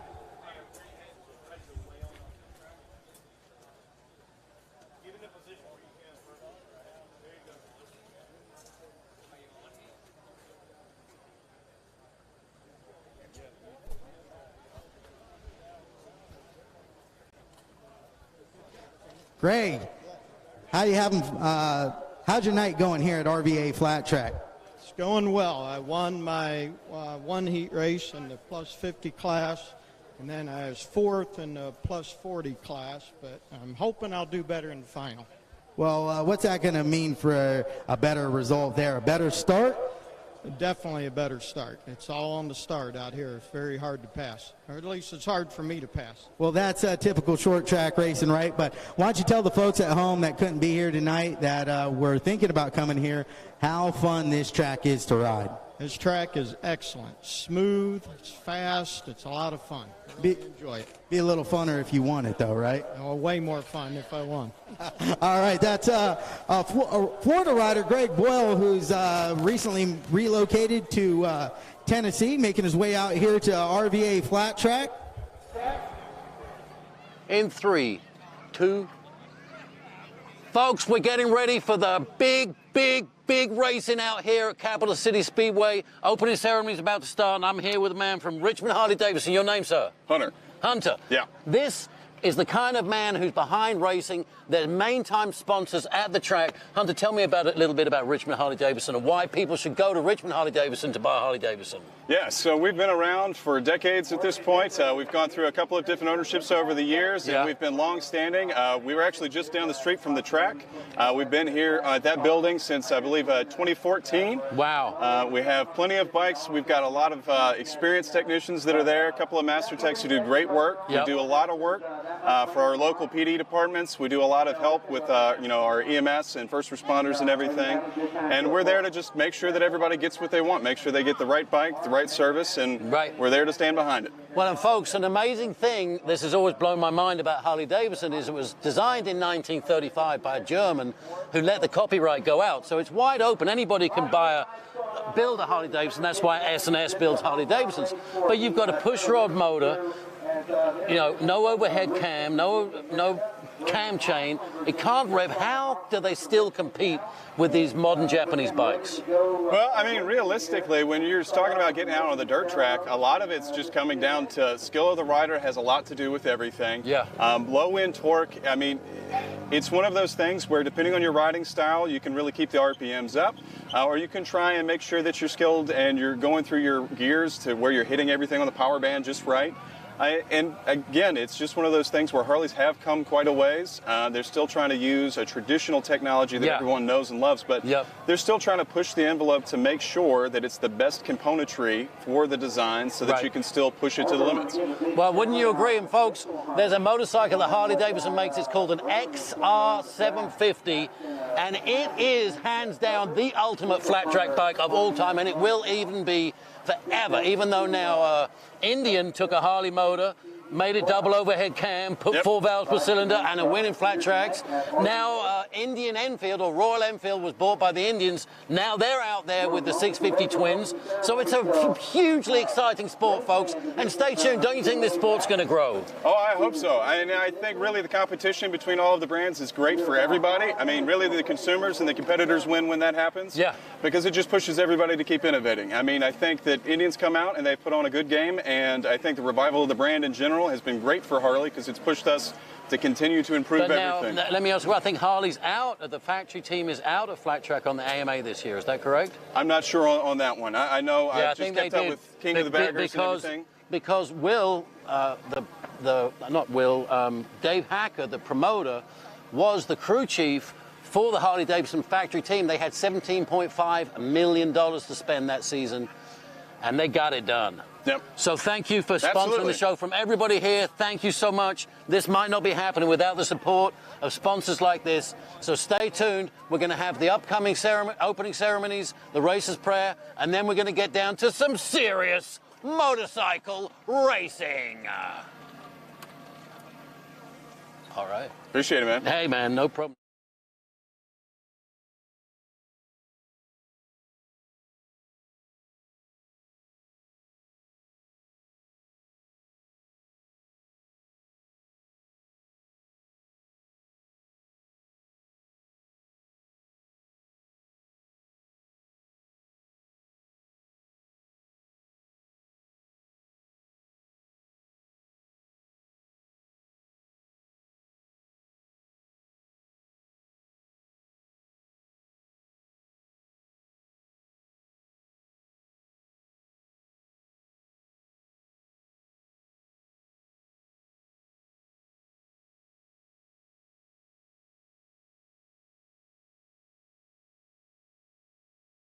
Now, Terry, back up, put it in reverse, and get down to the infield, Uncle Terry. Come on.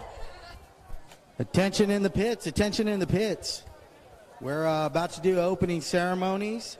So that means if you donated to the Nick Hayes cause, and you got that Nick Hayes sticker on your motorcycle or helmet, we're going to do a couple laps in honor of Nick Hayes as the RVA crew tries to raise some money for a downed rider right now.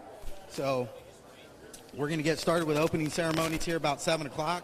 And if you want to do a couple parade laps in Nick's honor, just slowly start making your way over to the staging area. We're going to do about 2-3 laps at snail's pace.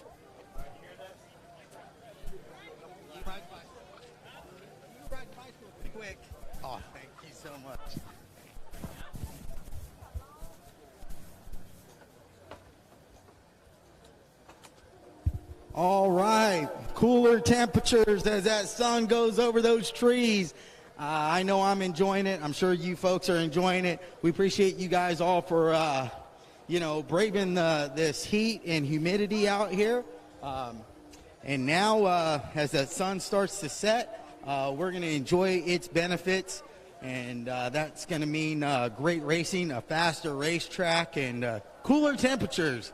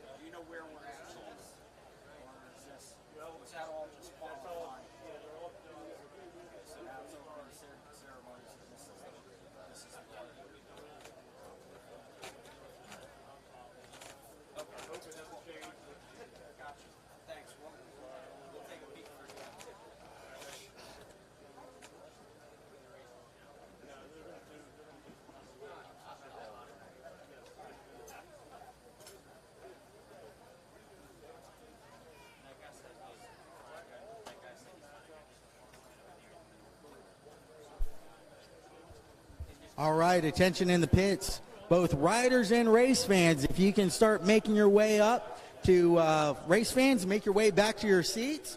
We're going to get ready for tonight's opening ceremonies. And then riders, if you were part of the Nick Hayes donation to raise some money for a down rider, we're going to do a couple laps in Nick's honor tonight. If you can make your way over to the staging area now, want to get you guys all gathered up there so we can do a couple parade laps in his honor. So make your way over to the staging area now. You can ride your pit bike, you can ride your race bike, you can ride anything you want in that, as long as you made a donation to the Nick Hayes fund that was put on by John Nickens and Mike Hacker, the RVA Flattrack crew, to help a down rider and his family in time of need. So if you can start making your way over to the staging area now, that would be great.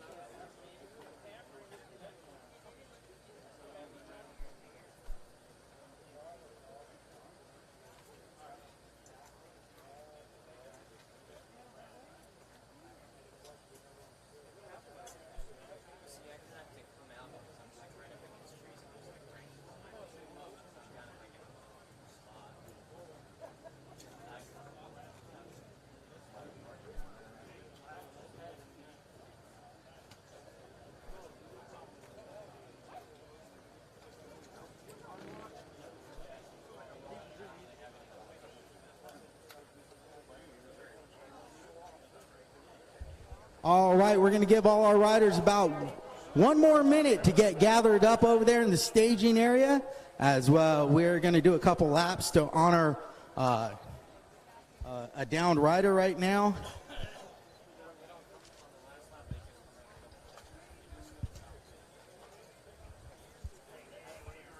We get the Turner Racing gang here, who is a big part of tonight and this weekend's event. We're going to talk to these guys in a minute and just see how much they care about flat track racing in this part of the country, and a little bit about their contribution to make this event possible here tonight.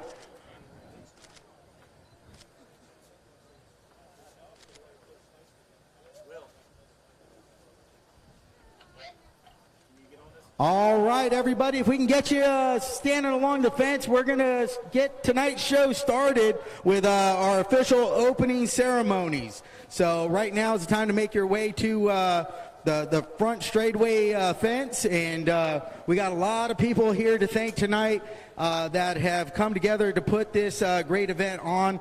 Obviously, we would like to thank B&M Masonry and Powertrain Control Solutions, who is our friend of RVA, and also right around the corner from this racetrack, literally just maybe a couple miles down the road. First person I'd like to talk to is Mike Turner. Mike, obviously, you know, we talked so much before about what this event means to you, but obviously it means a lot to your family as well. Oh, yeah, man. With me, all my brothers, my dad, my uncle, my cousin down on the end, Mickey down there, we all race flat track around here. So, yeah, it means everything to us, man. Well, we'd like to, you know, thank everybody here, not only on the Turner Flat Track Racing team, but the Turner family as well. And the man next to me right now, Big Mike Turner. Mike, you've been coming to races for, I don't want to say for how long, but we'll just say, safe to say, a long time? A long time.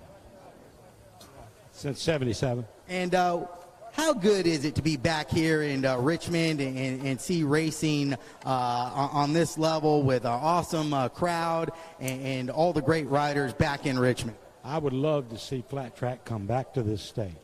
I really would. It would be the ultimate for the people, because we used to have races every Wednesday and every Saturday, so it could be back like that, and I would love to see it start right here. Well, I agree with you, and I think the two guys that can make that happen are standing right over here to my right in red shirts. That's John Nickens and Mike Hacker. Big thanks to those guys for putting RVA Flat Track together. So let's put our hands together right now for these guys, RVA Flat Track, because without them, we wouldn't be at a motorcycle race tonight. And somebody else I want to talk to is the man right behind me, standing in front of his own banner, which is Powertrain Control Solutions. We all know him as Uncle Terry, so I'm just going to introduce him as Uncle Terry. Everybody, this is Uncle Terry. Uncle Terry's a huge part of tonight's event. Uncle Terry, without you, this event may not even have been possible. So what is it that you love about RVA Flat Track so much? I'd love to see flat tracking back in Richmond. At one time, it was one of the best things that we did, and it involved so many families and so many kids raised up on it. And I just do anything I could to try to see that happen again. And hopefully John Nickens and Mike Hacker will continue the good work and bring it back here to stay. So yes, I'll help any way I can. Well, that's good to hear. I'm sure that put another big smile on those guys' faces as Uncle Terry committed. He'll do whatever it takes to keep racing here in this part of Virginia. So if we could all put our hands together for the people that really helped put tonight's program available. That's the Turner Racing team and the Turner Racing family from right here nearby Richmond, Virginia. Let's put our hands together for the Turner Racing family, please. Thank you all so much. And now I'm going to turn the microphone over to Danny from the Christian Motorcyclists Association, as Danny's going to say a little prayer over tonight's races.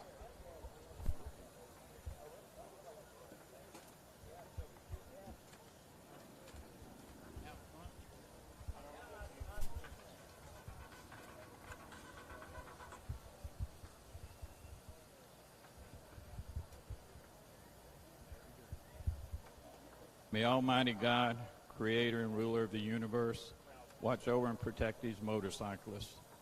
We also ask that God bless you in every area of your life. May your family and other relationships be blessed. May God provide you for your needs both financially and emotionally. May you experience continuing life-changing relationships with Jesus Christ, his salvation, his peace, his love. May the blessings of God rest upon you. May God's life-living presence light up the dark areas in your life now and forever. In the name of Jesus Christ we pray. Amen.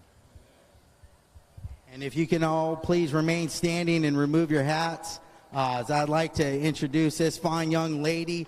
She likes to call herself the Savage. This is Sydney, the Savage Wood. Sydney's going to sing tonight's national anthem. If we all direct our attention to the center of the racetrack, the stars and stripes that are hanging so beautifully. Sydney, it's all you. Oh, say, can you see by the dawn's early lights words so proudly we hail at the twilight's last gleam, whose broad stripes and bright stars through the perilous fight o'er the ramparts we watched were so gallantly streaming, and the rockets' red glare, the bombs bursting in air, gave proof through the night that our flag was still there. Oh, say does that star-spangled banner yet wave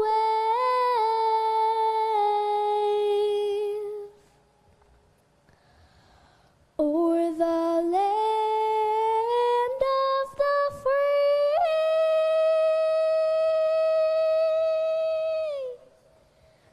and the home of the brave.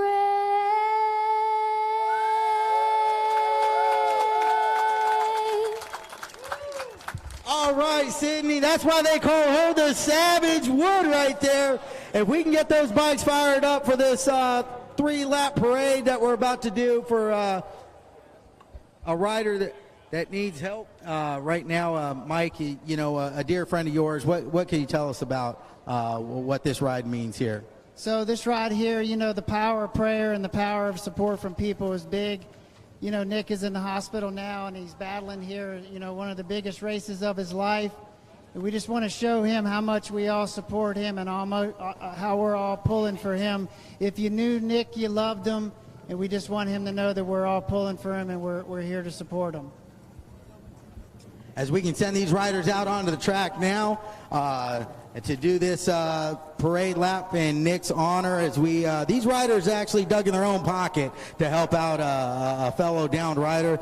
We always say it's a racing family, and you know it truly is. So when one's down, we're all down, and that's why these riders have come together, dug in their own pocket, wanted to contribute to Nick in his time of need. So we're going to let these guys do a few laps, and then we're going to get started with tonight's Dash for Cash. We haven't finished counting the money yet, but I think we're nearing $1,000 if I'm not mistaken. Big thanks to Mike Turner, Uncle Terry, the Turner Racing family, the Turner brothers, Chris and Jeff, for digging in their own pockets and making this happen. Big thanks to those guys. And man, we got a good show in store for you guys tonight. It's going to be action-packed. RVA Flattrack never fails. It seems to be better and better every year, and no doubt that this year is going to be the best year yet, as we are moments away from getting started with that memorial ride and Dash for Cash. So Not sure what's going on there. I think everybody's just getting their bikes fired up, and they're going to start making their way out onto the track momentarily here. Also want to give a big shout out to all of our event sponsors. Tonight's racing was supposed to be a pay-per-view event, $15. You can view it from home, but our sponsor said, hey, we want to give a little bit of extra to the RVA fans at home that couldn't make it. We're going to cover that cost. So big thanks to Law Tigers Motorcycle, the Christian Motorcyclists Association, Richmond Harley Davidson, Dunlop Tires, the Turner Racing Crew, B&M Masonry, Powertrain Control Solutions, for all stepping in and providing coverage absolutely free for everybody that couldn't make it here tonight. So big thanks to them for covering tonight's cost to stream this event. Also want to thank Pixel Hunters for providing tonight's drone coverage.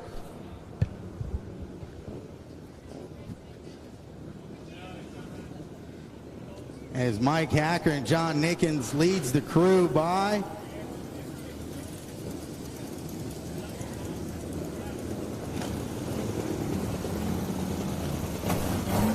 Georgie Price on the 64, Adam Costin, Dan Bromley, man, so many, Max Whale here, Morgan Mishler, Chase Sadoff, Cameron Smith, there's Ron Wood right there, and we're going to do a couple laps. All these riders right here went above and beyond to dig in their own pocket and help out a fellow motorcycle racer in need. So when they come back around this next time, let's show our appreciation to these riders, not only for, putting on a good show for us tonight, but for being good, decent human beings and doing a good guy deed for somebody in need right now. So when they come by the front straightaway this time, I want you guys to get real loud. I want you to wave your arms, and I want you to let them know that you appreciate what they've done. So let's put our hands together.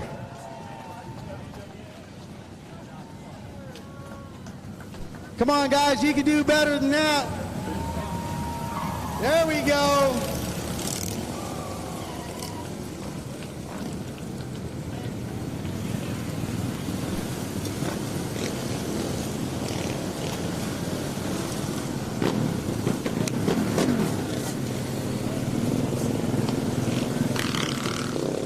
And for any of you fans that want to contribute to Nick Hayes, just turn around that white tent where the RVA Flattrack t-shirts are. There's a box over there.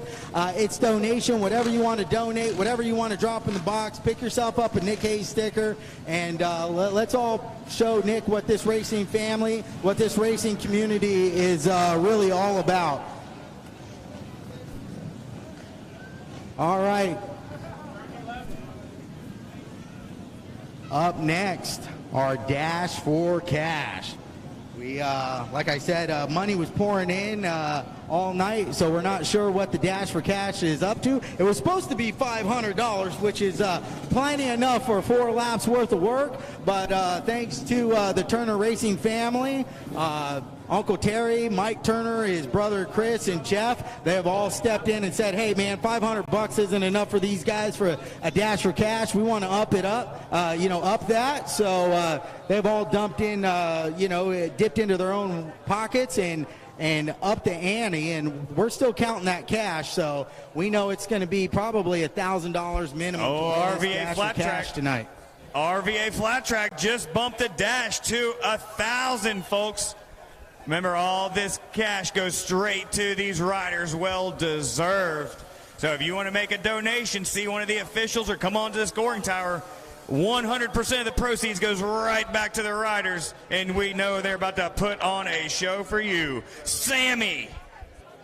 This is going to be a good one, Robbie Bobby. I mean, it's going to be a who's who. Any four of these guys could win this thing, and it's all or nothing here. The winner takes everything home with them. Second place gets nothing, absolutely nada. So it's really all on the line. 4 laps is, the other interesting thing about being such a short sprint race is these guys don't have to conserve any energy. They can just let it all hang out and really go for it, as these guys are man, it's going to be good as these guys really go for it. 4 laps, they can really let it all hang out. They don't have to hold anything back. And like I said, second place doesn't pay nothing. So it's all or nothing here in this Dash for Cash. We're calling our riders up to the line right now. As I see Trevor Bruner, factory Yamaha rider, sitting over there in staging. Trevor looks ready to go. And we're waiting on a couple other riders to start making their way. Hear a couple of motorcycles firing up pit side, so that means we're just a couple moments from seeing this Dash for Cash.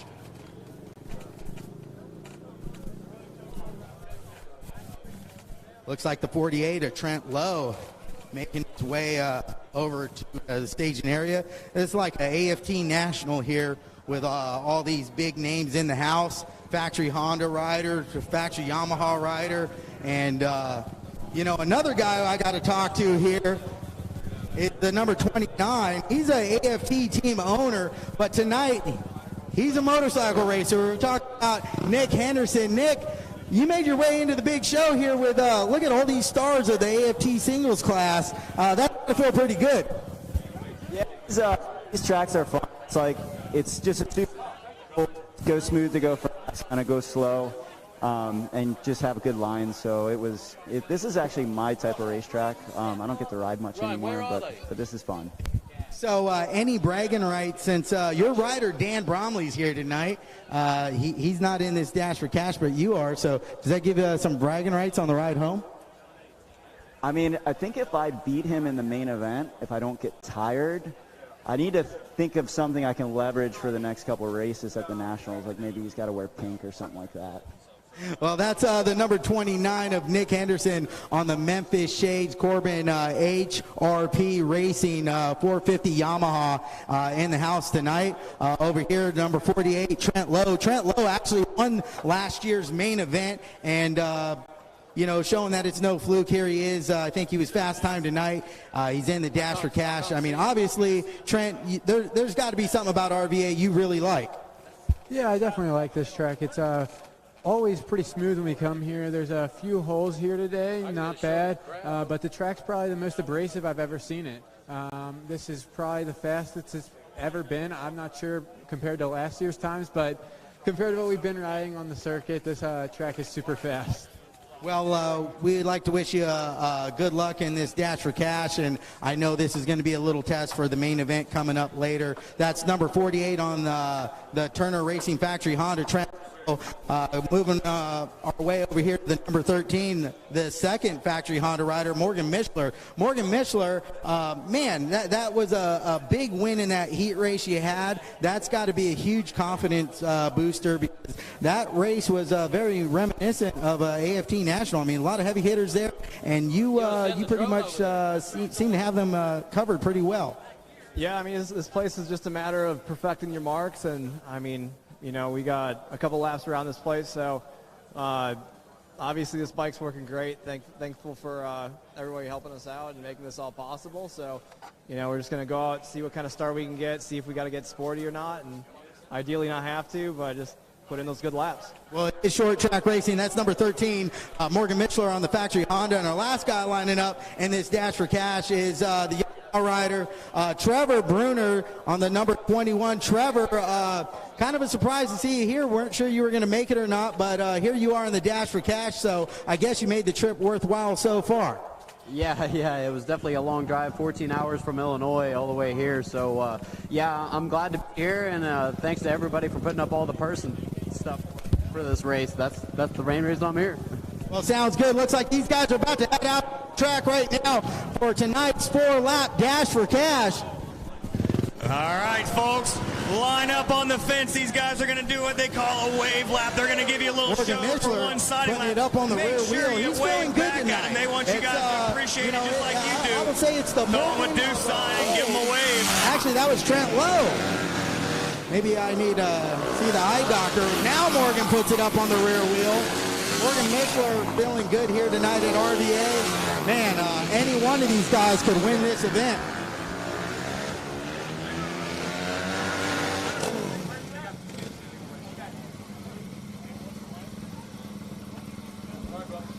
'48 Trent Lowe takes his spot on the inside pole. Let's see where the 21, the 13, and the 29 are going to line up. Looks like the 21 wants to take that second position with Nick Henderson going for the outside. Pretty gutsy move here on short track race. He must be planning on getting a great start.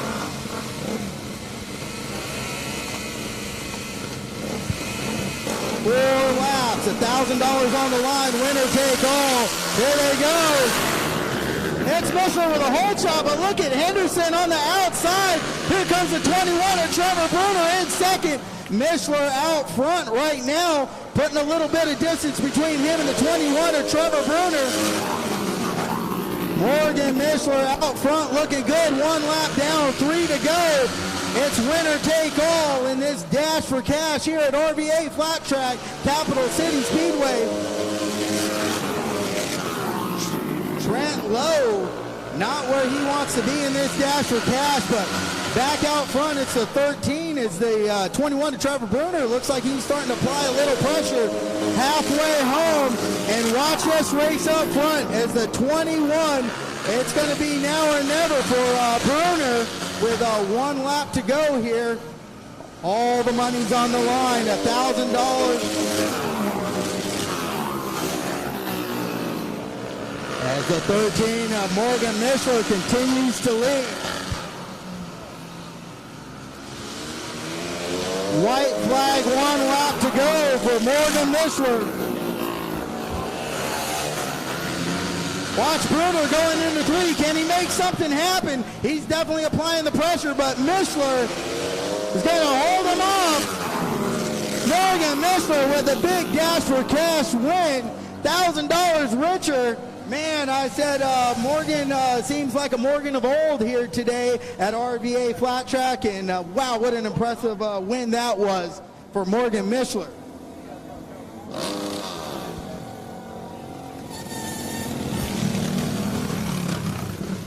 Let's put our hands together for our dash for cash. Morgan Mishler on the Turner Racing Factory Honda. Boy, Morgan, that's got to feel real good on a couple of different levels. It's got to feel good to win $1,000. It's got to feel good to win, right here in your team owner's hometown.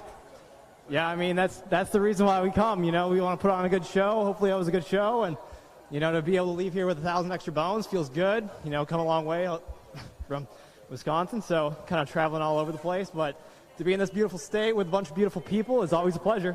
And so that's got to be, I said after you won that heat race, that has to be a huge confidence booster. Now to go out here in the dash for cash where it's really all on the line, you did it again. I mean, you got to be feeling really good for tonight's main event. What's going to be the key to tonight's main event? Man, I ain't changing anything on this bike. But, just nailing the start. Obviously, I don't have a mirror on, so I can't really see what's going on behind me, but just a matter of nailing those marks, being smart, and being able to make something happen if we needed to. But ideally, that's going to be the situation that the main event brings, where just able to knock out 6 good laps at a time. You got someone eyeing you up over there, and there's the Turner Racing crew right there. Proud of their boy, Morgan Mishler, on the Turner Racing Factory Honda. Let's put our hands together one more time for our Dash for Cash winner, Morgan Mishler. Maybe he could do it one more time tonight and bring home all the money. We'll see how it works out.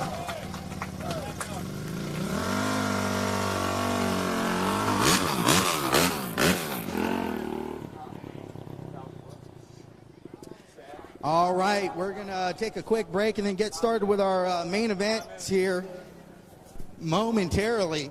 What'd you guys think of that Dash for Cash? Did you guys like it? I can't hear you guys. Did you guys like that Dash for Cash? Well, if you guys like that, wait till you see tonight's main event. It's guaranteed to be even better. Like I said, you know, that sun is now officially gone over the back of the trees, which means this racetrack is going to get even a little more racy, a little more grippy. You hear Trent Lowe and Trevor Bruner talking about how grippy this track is here tonight. Typically, past events here at RVA, we've run cooler months. Now we're here in the heat of the summer, and it's provided a very fast racetrack, so it's going to be real fast tonight once that moisture comes up a little bit. We're getting ready for 450 heat. We're going to see Trevor Bruner right back out here, along with the 112 of Aiden Brown, Shelton Brooks, Showtime on the 85, and the 55 Tyler Raggio, the 62 of Dan Bromley. This is going to be another barn burner heat race, or main event, should I say.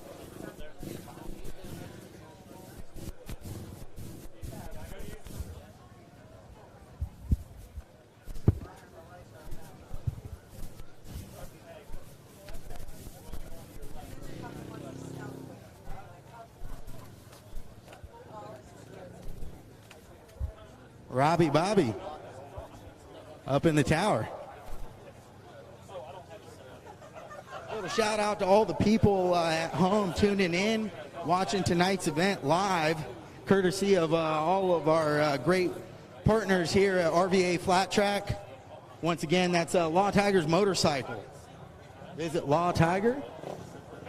Give them a big shout out and a big thank you for providing tonight's coverage. But also like to thank Richmond Harley Davidson, Dunlop Motorcycle Tires.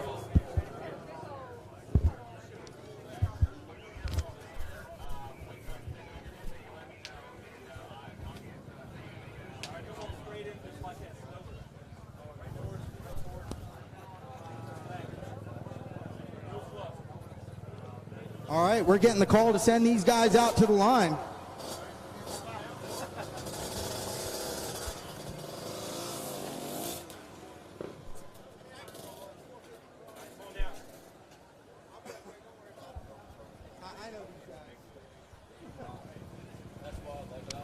All right, we're just moments away from tonight's first main event.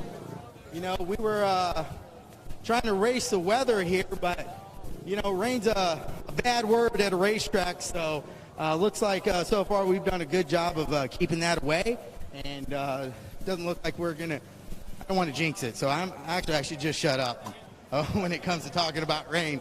Dave Evans over there giving the thumbs up to Shaka. Good to see the 37S in the house tonight.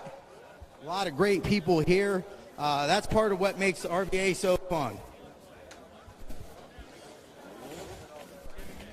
Cameron Smith, if you can make your way up. Cameron Smith, we need you in staging now. Cam Smith to staging. Cam Smith, this is your courtesy call. We're getting ready to run this first race right now.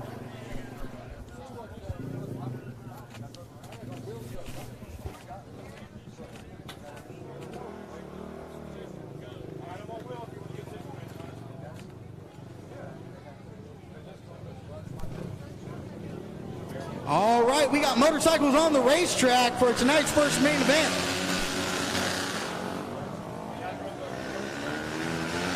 This is what we came here to see, folks. Motorcycle racing at its best. RVA Flattrack, Capital City Speedway.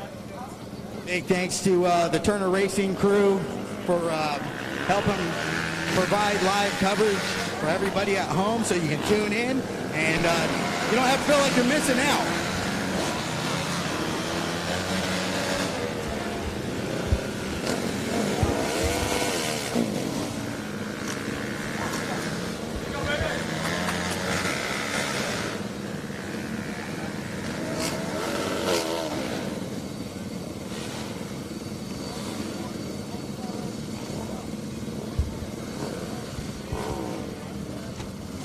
All right, 450 Pro-Am main event.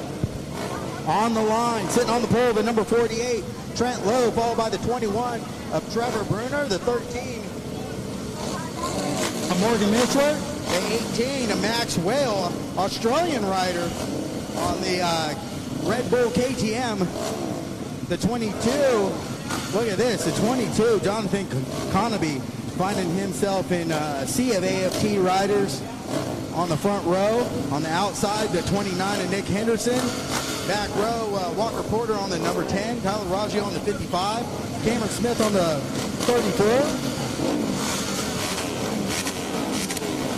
As we get ready to go here, first main event of the night, RVA Flattrack, here we go!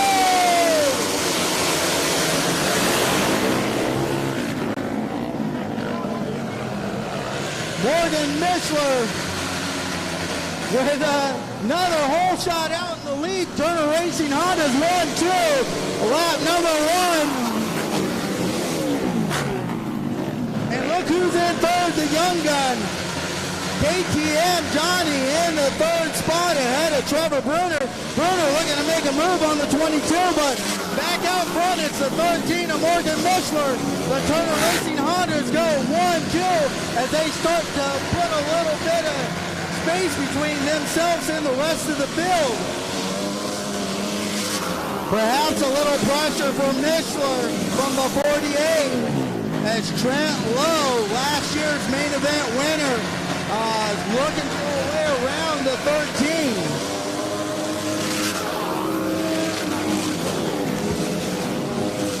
We got a great three-rider battle for fourth. As the 21 of Trevor Bruner got by the 22 Economy. Still a fantastic ride for the 22, but he's got some heavy hitters behind him with the 18 of Maxwell and the 88 of Chase Sadoff.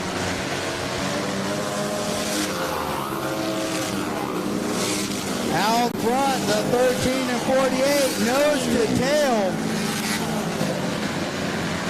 Mishler doing a fantastic job of holding off the 48.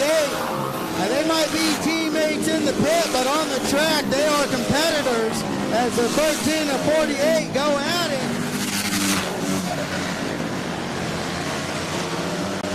Sitting in third is the 21 of Trevor Bruner, the 22 of Conaby in fourth.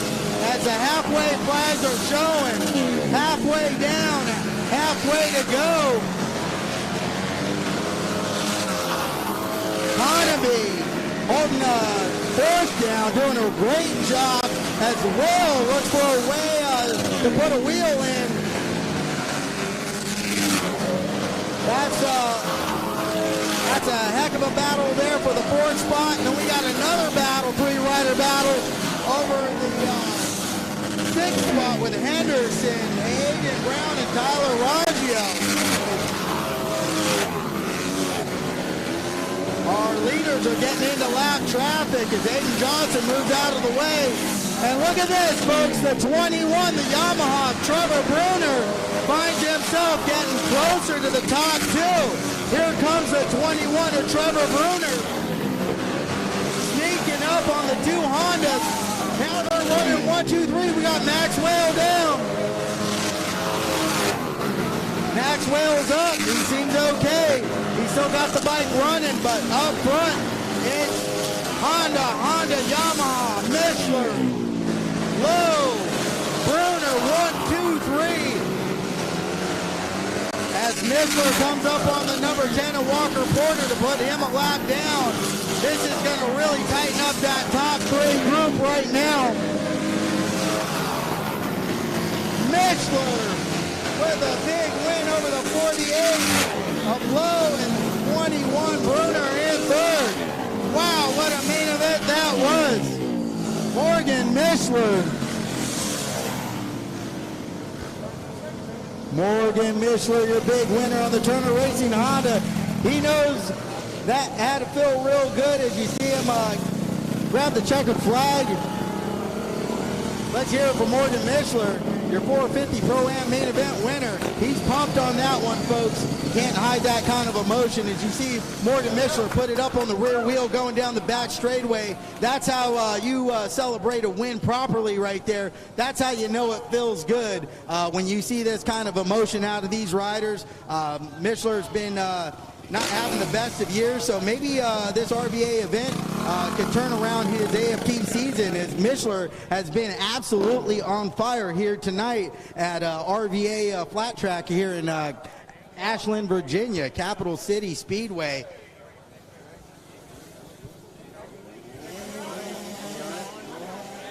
Next race coming to the line, the 85cc main event. Lining up on the pole position, heat race winner, Saddle out of Illinois on the 11X, followed by the Florida-based rider, Brody Hansen on the 99. Good to see Brody make the trek up from Florida. Nephew of three-time Grand National champion Kenny Coolbeth. Lining up third is another Illinois rider, Braxton Reagan. Braxton comes from a racing family that has deep roots. His grandfather was national number 84, as well as Jayden Nickens running 17 in his dad's honor. John was national number 17, and here we go. It's Brody Hansen out front with a hole shot, followed by the 11, and here comes Braxton Reagan on the 84. It's a drag race down the back straightaway for second. Braxton Reagan gets the better end of that deal as the 99 of Brody Hansen stretches out his lead on lap number 1 in this 85cc main event. These guys are like, 11 years old here, and they're racing like as hard as any of the pro riders you just seen come off the racetrack. These 85cc riders put in some impressive lap times for the little motorcycles that they are riding. These guys are fierce competitors and future stars of our sport, as the 99 of Brody Hansen out of Florida continues to lead this main event. So right now it's Florida, Illinois, 1, 2, 3 with Virginia in third. That's Jayden Nickens on the 17 and fourth, should I say, as Brody Hansen continues to dominate this 85cc main event. Brody Hansen doing a fantastic job. I said, hey, Dad, you take me up to RVA Flattrack in Virginia. I'm going to do a good job, make the trip worthwhile. It's a long drive from Florida, and I'm sure Dad's got his fingers crossed right now as Brody Hansen continues to lead this main event.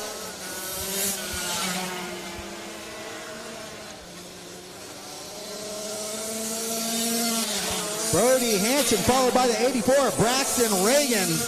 And look at this, a move for third into turn number 1 by the 17 of Jayden Nickens, making a big move on heat race winner Saddle. Nickens doing a good job getting by the 11, going into turn number 1 to move into trophy position there.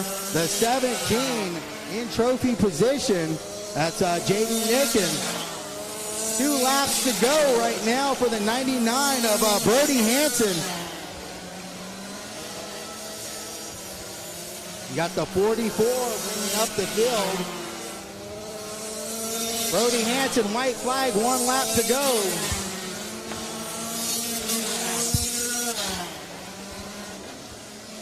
Brody said, check me out, Dad. We might have come from Florida, but we're going to win tonight in Virginia. Number 99, Brody Hansen, gets the win here in the 85cc class. Big win for Brody Hansen, making the drive from Florida worthwhile over the 84 Braxton Reagan. And how about that ride from the 17 of Jayden Nickens? Put your hands together when these little guys come by. They rode their hearts out. Let them hear it when they come by. Brody Hansen, your 85cc main event winner.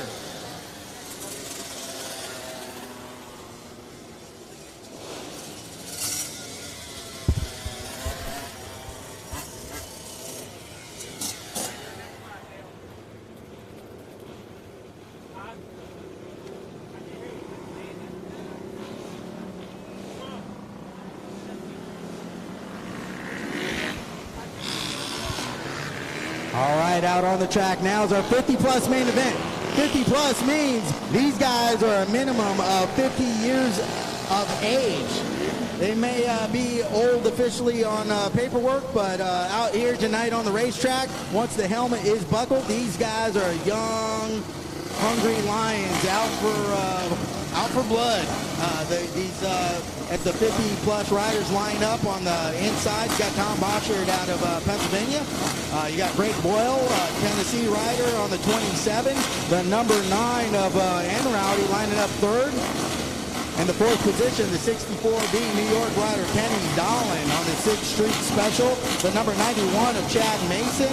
And New Jersey rider DeSantis on the 42A on the outside of the front row as our official starter gets the second and third rows lined up.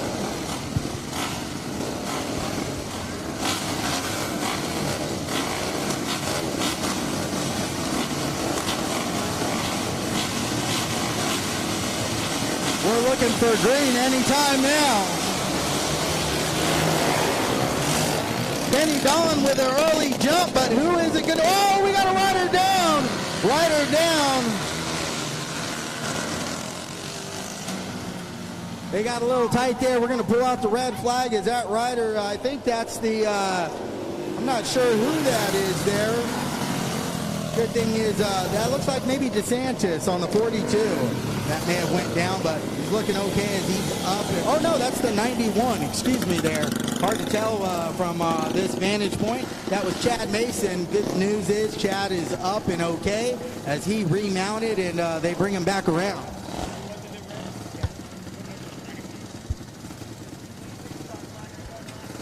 We're going to do a complete restart since we didn't get one official lap in. I believe the 91 is going to have to go back to the rear since he caused that red flag. That's the 91. Well, it may be hard to identify now because his front number plate came off in that pile up. So that's the 91 of Chad Mason. He'll be starting from the back since he's the rider responsible for bringing out that red flag. The reason why we got to line up. The good news is he's okay and he's going to be back in this race. So the 91 makes his way to the third row.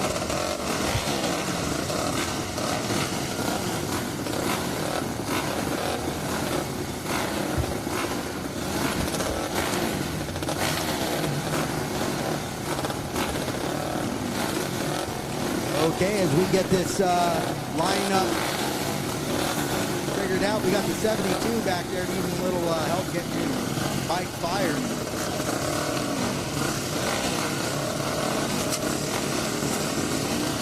Looks like we're going to go without him as we turn our attention to the starting lights. And it's green light, we're off. Hole shot by Greg Boyle out front. Tennessee rider Greg Boyle out front, followed by the 64 New York rider Kenny Dolan. Boyle, Dolan, 1-2. Boy, these guys have about 1 million laps between the both of them. These guys have been racing motorcycles a long time. As Dolan looks for a way around the outside. Dolan making a move on the outside, going into turn 3. Doesn't make it happen.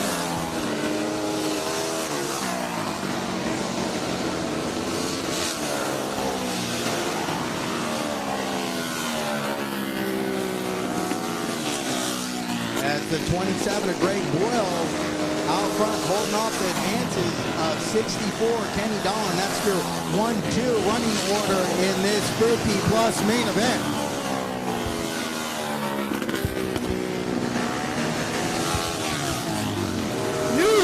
Kenny Dolan putting a big move on the 27 of Greg Boyle. Halfway flags out now.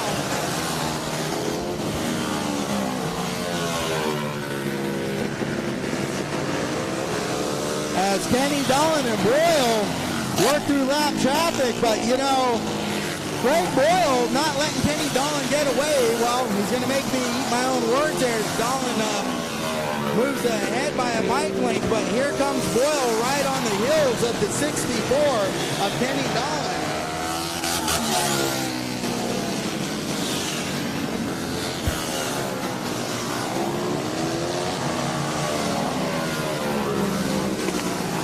Two laps to go. for our 50-plus main event. Well, we got riders spread out all around this racetrack. White flag that time by.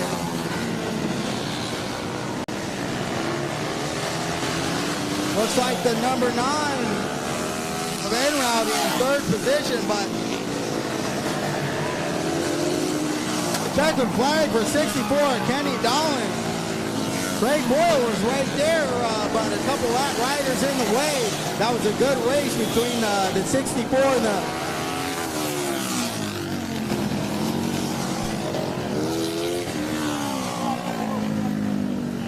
great race right there between the 64 and 27. Dolan and Boyle. New York and Tennessee riders going at it with the number 9 of Enroute in third spot there in that 50-plus main event.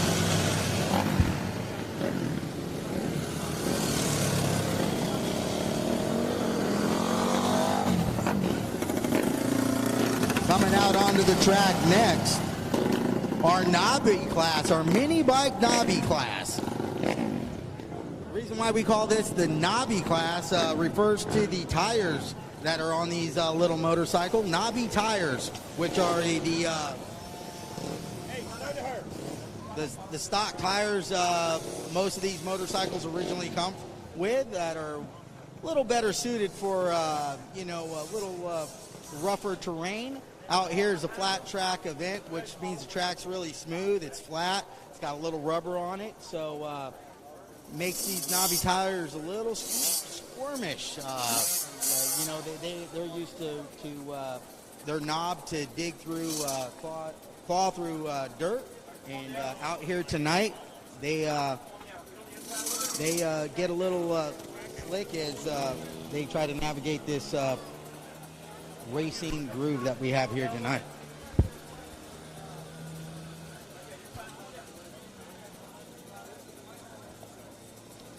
Ella Nickens on the 17 lines up first, right next to the 7-Eleven of Catlin and the number 7 of Tim Norris. Tim Norris and Catlin had a pretty good race earlier today in their heat race. It's going to be interesting to see how it shakes out here in tonight's main event, as Ella Nickens looks to be a little as the tiniest one on the line. We're going to go 8 laps for this main event, but don't let her size fool you, folks. Ella Nickens rockets off the line. Big hole shot out of Ella Nickens on the 17. As we go 8 laps for this mini bike Nobby tire main event. These motorcycles are 70cc to a maximum of 125cc. That's why you see a little variation in the motorcycles out there. As you see everything from a little 60 out front to a 150 in second and a 110 in third. But the thing that's going to keep these things on the even playing field is the Nobby tire. So Nobby tire, 70cc to 125cc main event out on the track now, with Ella Nickens out front leading the way. And look at this. Second place, the number 7 currently, Tim Norris. He finished third in his heat race, which means Tim went back to the pits and gave himself a little pep talk and said, I think I can do better in the main event. And he's out there doing exactly that right now, as he finds himself in second position here in this 8-lap main event over the number 7-Eleven of Catlin. These two riders kept each other pretty honest in the heat race earlier here tonight. But back out front is the 17E of Ella Nickens. Just put it on cruise control, Ella, as she's may have second and third place in her sights here pretty soon, as she put quite a distance on the rest of the field.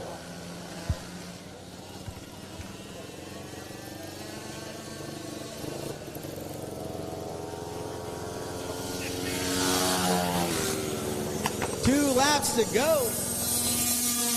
Make that 1 lap to go now for Ella Nickens. She's so fast, she went from 2 laps to 1 lap pretty quick, as she may inch up on the 7-Eleven of Catlin here, as she looks for the checkered flag this time by The main event winner, the 17 of Ella Nickens. Big cheering crowd over there in turn 1 for Ella.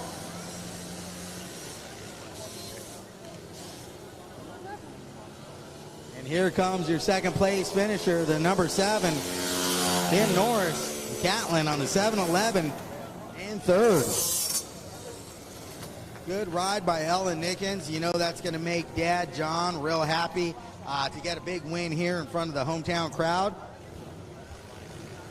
And coming out onto the track next is our 30-plus main event. These guys are a little more feisty than that 50-plus, but as you look who's out here again in the 30-plus. Our 50-plus main event winner, the 64, Kenny Dolan, says, hey, man, I might be older than a lot of these guys by a ton, but I can still mix it up with them just as good as Kenny Dolan makes his way around. But right now it's the 29, and Nick Henderson is going to be on the pole position.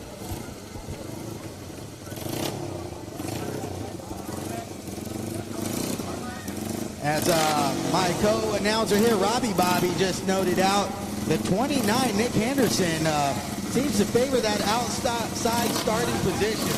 Not a real popular choice here on the short track, but for Nick Henderson, he's making it work. Got the 28A, former Grand National winner, Ricky Winstead. Sean Glass on the 51, Buono on the 96, and Bennett on the 34, looking for the green. Here we go. Ricky Winstead with the hole shot for a second, but not for long as the 29 of Nick Henderson overtakes him. Whoa! Dolan gets into the 28. And down goes Winstead on the 28. Looks like Dolan may have lost his brakes. I see his brake pedal hanging down there. Maybe that's the reason why he went into that turn 3 with a ton of steam, collecting the 28A of Rick Winstead. Rick Winstead looks like he's sitting up over there on the outside of turn 3.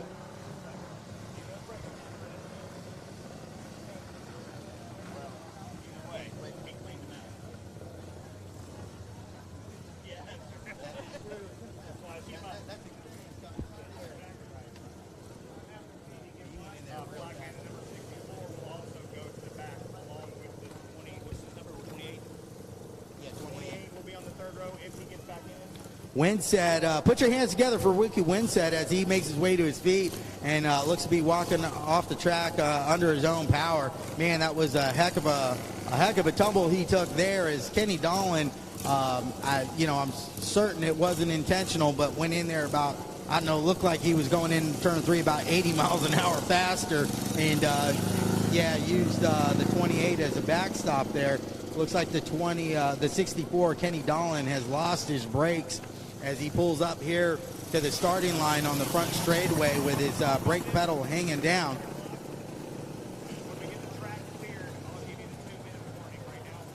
Ricky Winstead walking off the track. Good news is he's able to walk off the track under his own power, but doesn't look like he's going to make this restart.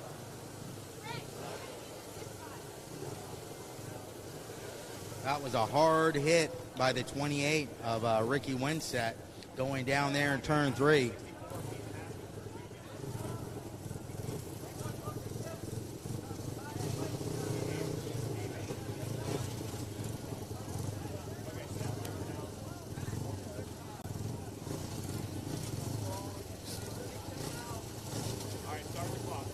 Okay, the 64B of Kenny Dolan asking for 2 minutes. Looks like he's trying to fix his brake problem.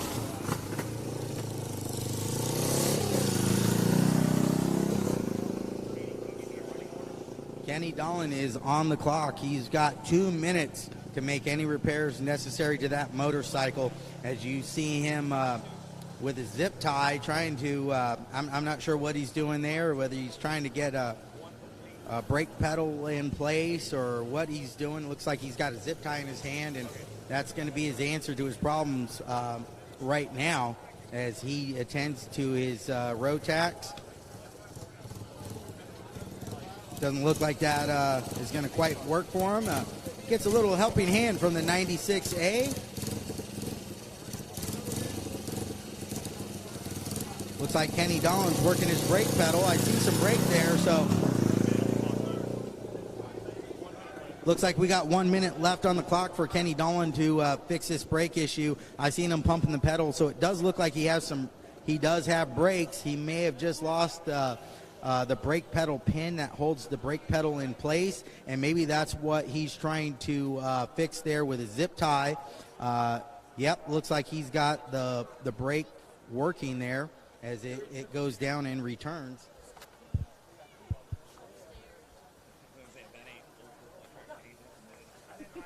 As my co-announcer here, Robbie Bobby, chiming in with a pretty funny commentary over my shoulder saying, what'd you say there, Robbie Bobby? Said, man, if zip ties on your brakes ain't old school flat track, I don't know what is.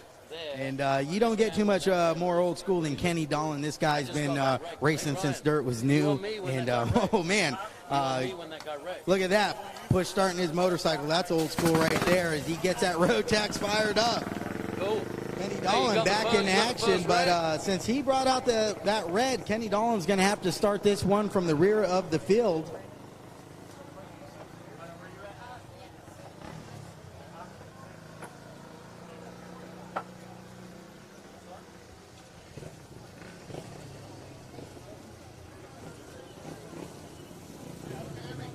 Hey, go talk to Nickens or Hacker. It ain't my call. I'm totally fine with that. Hey, you need to let us know soon. Yeah, no, I know, yeah. Your boy's out here right now. I was thinking of you when I was announcing it. Yeah. I'll talk to you before the night's over. You going to be here tomorrow, too? All right, we're getting ready to line them back up and go at it again in this 30-plus main event. Looks like the 64B, Kenny Dolan, is going to have to start on the back row this time.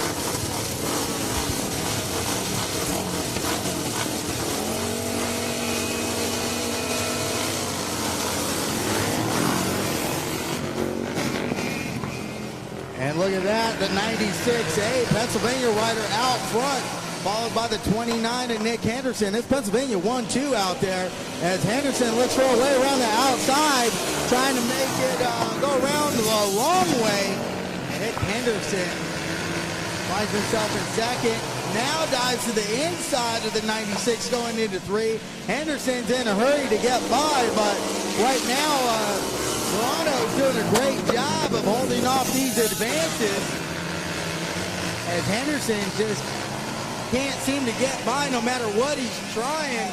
And here comes the 64, Kenny Dolan up to third, and new leader going into 1-0, flips Bono, Bono goes down. Oh man, Henderson just got into Bono a little bit there and took the bars out of his hand, and we're going to go red flag as we got a motorcycle on the track. Go. Good news, the 96A looks to be up and A-OK. Dusting himself off.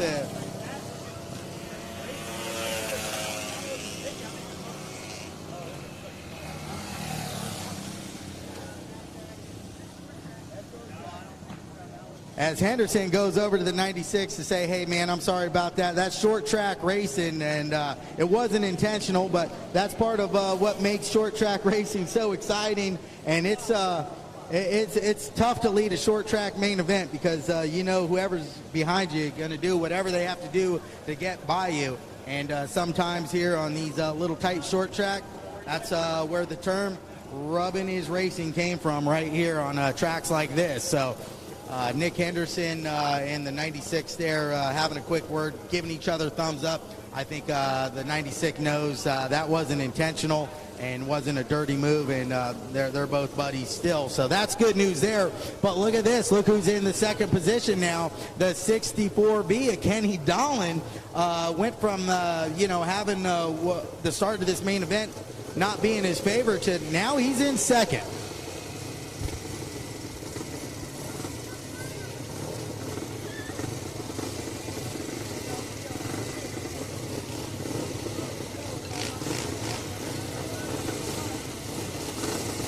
All right, here we go. Single file restart. We're going to revert back one lap to the running order, the previous lap. We got to get Sean Glass on the 51 lined up on the outside. We get these guys into position.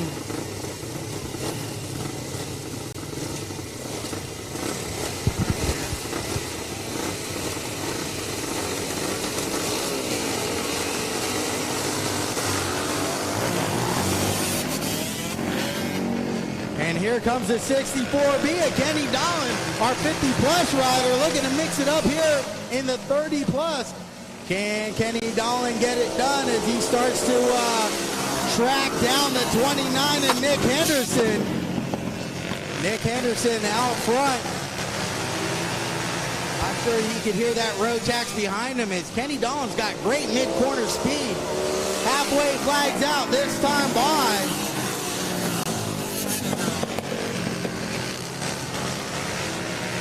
As it's a mix of a young guy, 30-year-old guy, or closer to 30 years of age on a more modern DTX bike with a 50-year-old plus guy on a road tax in second.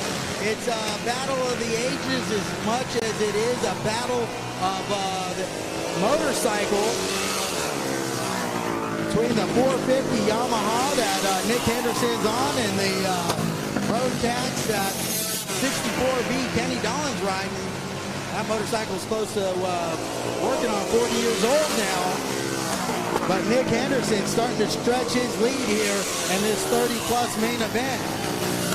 And check this out, back in the third position, the number 96A picked himself up off the ground and moved into trophy position with one lap to go. It's Nick Henderson out front and in control. Nick Henderson on the 29 going to pick up the 30-plus win, followed by the 64 Kenny Dolan. And look at that, 96. Toronto putting in third place there after being on the ground earlier in this main event. Great job by the 96 to rebound and come back from the ground to be in third place.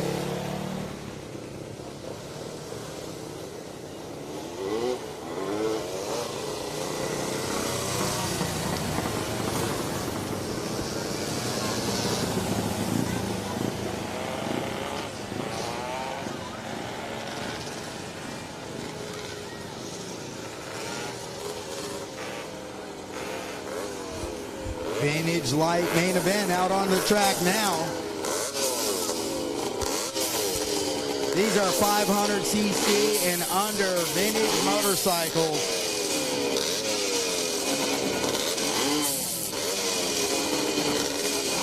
What qualifies as a vintage motorcycle typically is anything that's 15 years and older. As the 41 of Ron Andrews is lined up on the inside of this front row. Dave Singleton gets a good jump, but it's the number 9 of Enrowdy. Out front is the 16 of Singleton and Tracy Edwards on the outside. We go 3 wide into 3. That opens the door for the 41 of Andrews to try to find his way into third, but Tracy Edwards says, nah, I don't think so, Ron.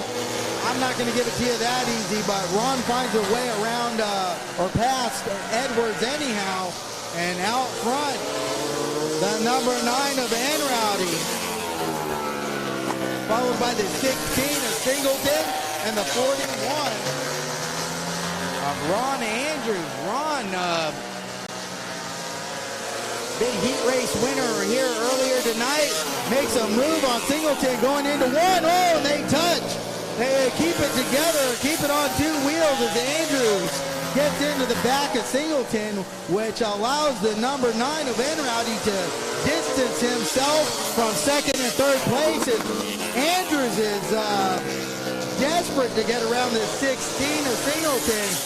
He goes on the outside. This time he goes on the inside, gets back into the 16 and makes pass. Robbins racing, baby. That's what Andrews says as he moves into second place. and halfway down, halfway to go. Whoa, look at this. Andrews making big moves. This guy wants to win this race bad as he's all over the back with the number 9 of Enrod, trying the outside line this time down the back straightaway. Talk about a gutsy move. Big pass into turn 3 for the 41. Wow, new leader this time around, number 41, Ron Andrews. Man, this guy, he wants it bad. And now he's in the lead of this light main event.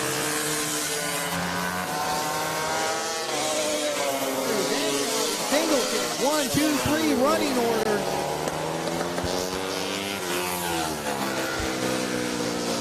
As Andrews comes up on lap traffic.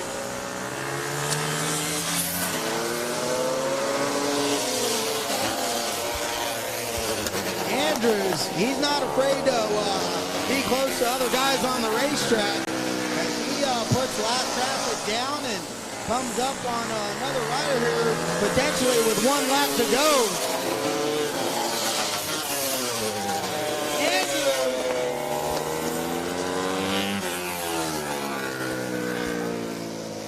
Big winner in the vintage light class.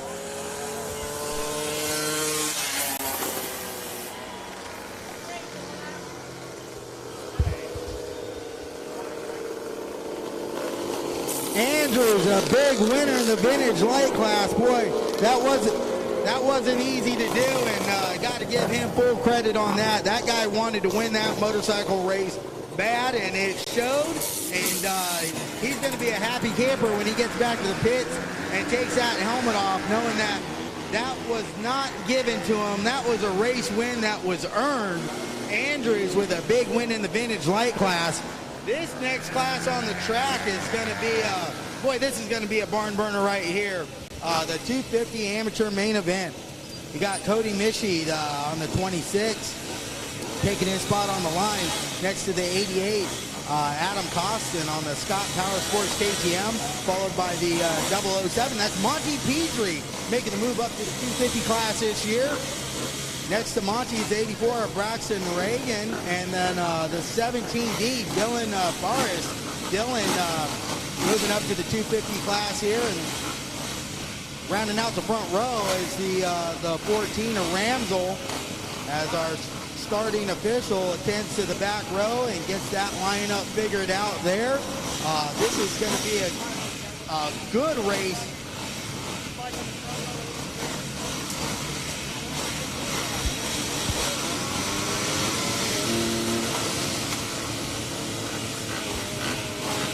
Hold on, we're going to make a little room here on the front straightaway or on the starting line as Burris is angled a little bit. We're going to try to get Burris lined up a little bit straighter.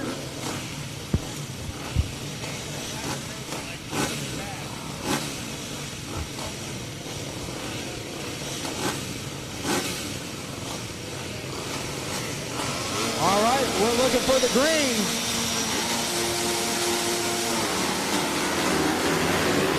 Heck of a start by the 88 of Adam Costin. They call him the Bud Man. And look at this, in second place, it's the 26 of Mischie, followed by the 14 of Ramsel. It's Costin, Mischie, Ramsel, 1, 2, 3, with the 25. Coakley in fourth. Coakley doing a good job moving himself up into a top 4 position in this main event. He's got to be feeling good about that, but back out front, the 88 on the Scott Power Sports KTM Pennsylvania rider, Adam Costin. They call him the Bud Man.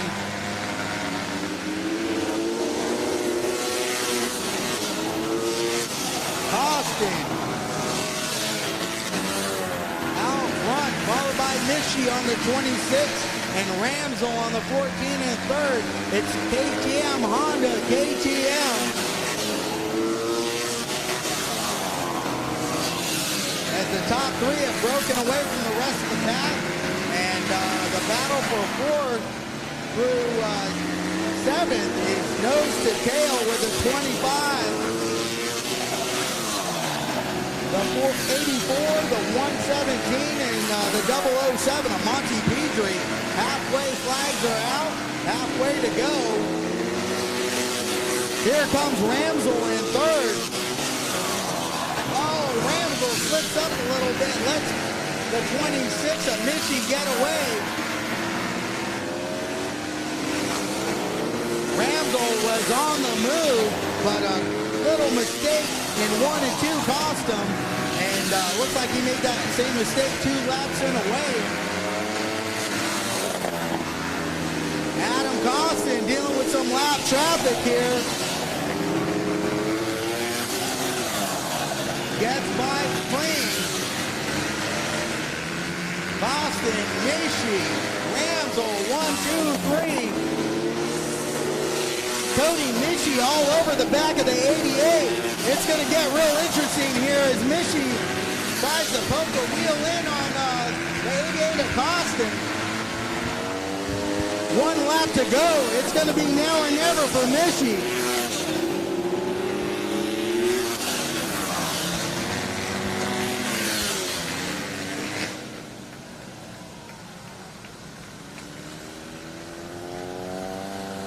Big win for the 88 of Adam Costin on that Scott Power Sports KTM, followed by the 26 of Michie. Great ride out of Michie. He applied the pressure every lap of that main event, and the 88 did not fold under pressure. The 14 of Ramsey was third.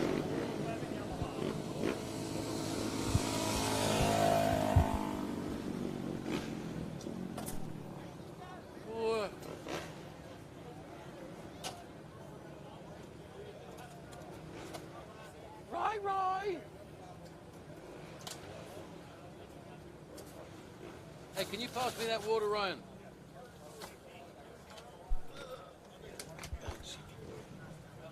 What's that? Oh, because they're back to back, yeah.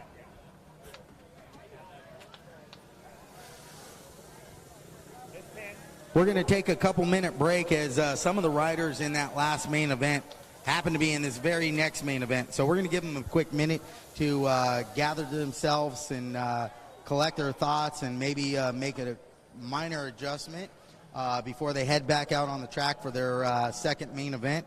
So we're going to take a quick little break. If right now would be a great time to go grab something quick to eat or drink. If you care to do so, this would be the prime time to do that so you don't miss any of our racing action here tonight. We're going to give these riders, like I said, a couple-minute break to kind of regroup because we have back-to-back main events for some of the kids that were running that last main event. They're also going to be in this next main event, which is the Open Amateurs main event. This Open Amateur main event is going to find the 10 of Walker Porter, Alabama rider, sitting on pole position. Walker Porter, no stranger to RVA flat track events, makes the trek up here from Alabama every year. Seems to like the racing that happens here on this awesome clay short track, Capital City Speedway. Lining up second on our Open Amateur main event is Showtime, Shelton Brooks on the number 85. Showtime, Shelton Brooks lining up second in our Open Amateur main event. Lining up third is the 26 of Cody Michie. You just seen Michie get second in that last main event. He's got a couple minutes to regroup, make any adjustments if he has to his motorcycle before he gets back out here for this Open Amateur main event. And number 10, Walker Porter, comes out onto the track now. Lining up fourth is the 88 of Adam Costin. So Costin and Michie get to go back at it, this time with a couple other players in the mix. Lining up fifth is the 007 of Monty Pedri. And Aiden Johnson, Twinkie the Kid, lining up sixth, Pennsylvania-based rider. Lining up seventh is the 25A of Coakley. And in the eighth starting spot, the 14 of Ramsel. The number lining up ninth, I think, is a scratch. That's the 37S of Dave Evans, Delaware-based rider, not making it out for tonight's main event. So in his spot will be the 84 of Braxton Reagan. And final starting position here for tonight's Open Amateur main event will be the number 81 of Brady Mason.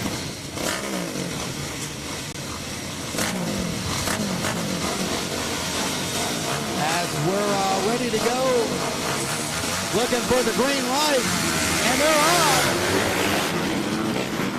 Johnson with a hole shot on the outside. We got Brooks down and Ramsel, a whole gang of riders. We got 1, 2, 3, 4 motorcycles down. Looks like Ramsel, Brooks.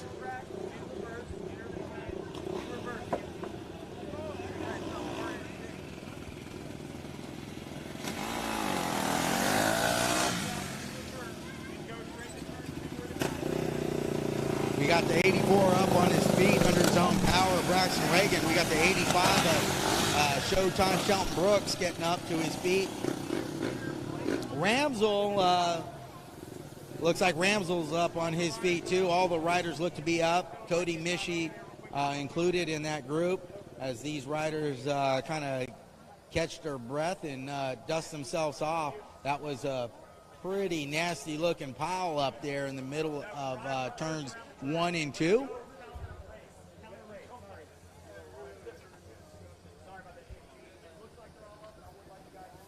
We're going to send out our EMT just to make sure everybody's okay, even though it looks like all the riders are up and okay, but nothing wrong with double checking these young kids out. So see everybody kind of gathering themselves up. Shelton Brooks is down there looking at his motorcycle already, trying to figure out what he has to do to make this restart.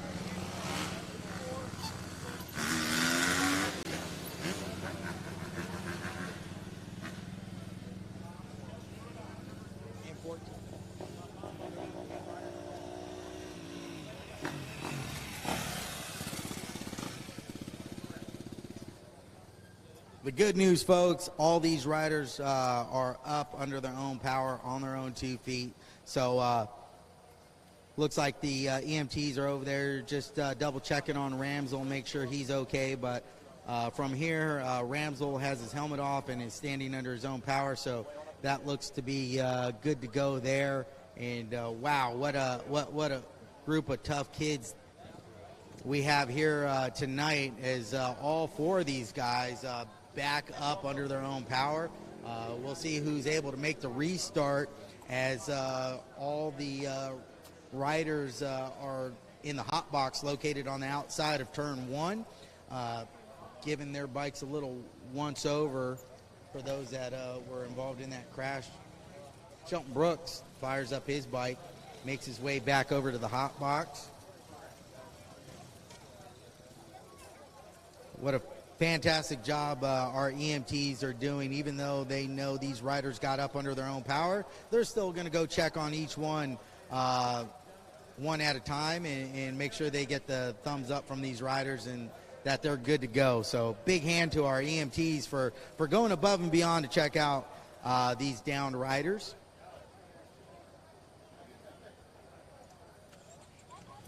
Nick Henderson doing the classic front end adjustment on the 14 of Ramsel as he bangs the front wheel against the pole to kind of straighten out any tweaks that might have happened on that 14.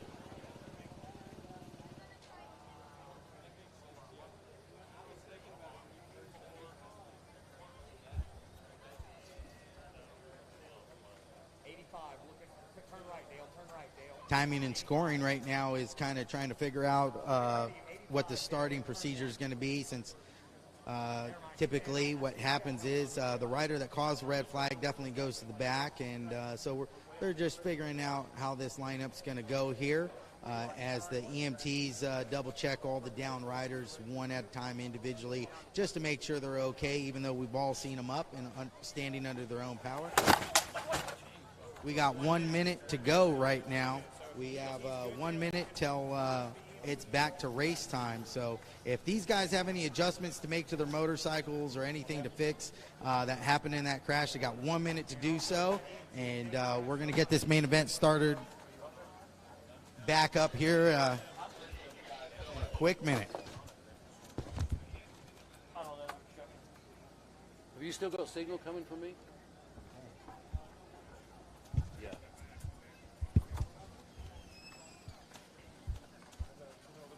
I think I may have had the headphones on. Oh, also want to give big shout out to all of our event sponsors for providing coverage for those that couldn't make it here tonight. If you go to the RVA Flattrack page, there's a link there where you can watch tonight's races absolutely for free, which would have been a $15 cost per individual. All covered thanks to our big sponsors, Turner Racing Team, Richmond Harley Davidson, Law Tigers Motorcycles, Dunlop, and big thanks to M Masonry for all stepping in and covering the cost of tonight's coverage so we can all take part and watch from the comfort of home.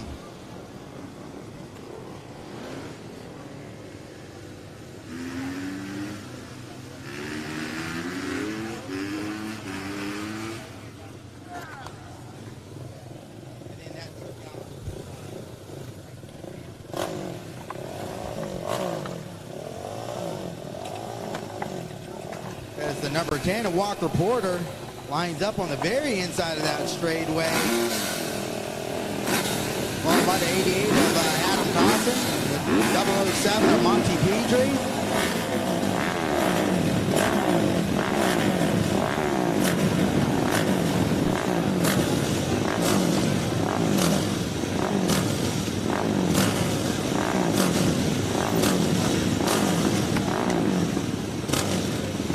Looks like Shelton Brooks having a little talk with our starter there, trying to figure out whether he's going to line up on the back row or not. Starter saying he's got to go to the back row. Cause of that crash. Brooks not having caught that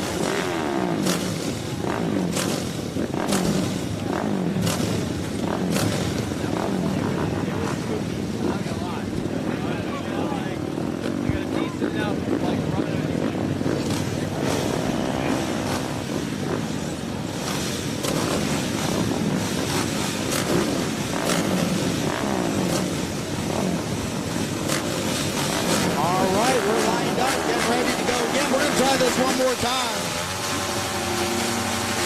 We're green. Big start from Ramsel from the back row on the outside. Works his way up to fifth, but out front, it's Twinkie the Kid, number 5, Aiden Johnson out front, making the most of this. Oh, Mishy goes down again.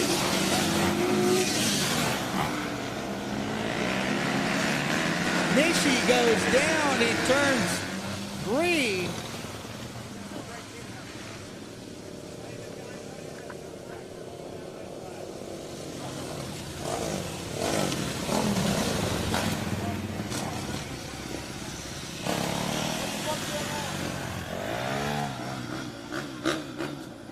Our second red flag of this open amateur main event, as looks like maybe another no break cause of that crash, just like we saw in the 30-plus race going into turn number 3 there. Mishy getting the short end of the stick and ending up on the ground. Good news, Mishy is putting his goggles back on and looks to be okay.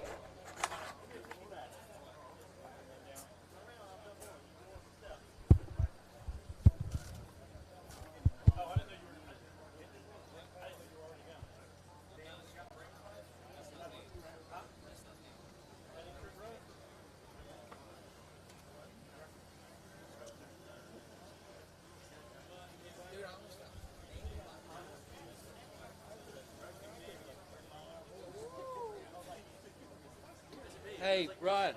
Looks like we're going to have to line these guys up, and maybe the third time.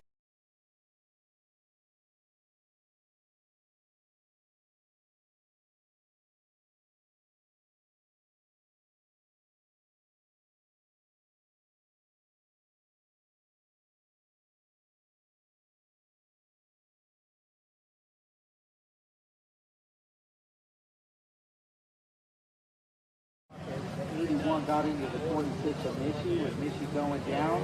Mishy looks to be mounted back on the 26. He's got the motorcycle fired up, and I think he's going to be able to make this restart for the second time. Michie going down for the second time in this main event.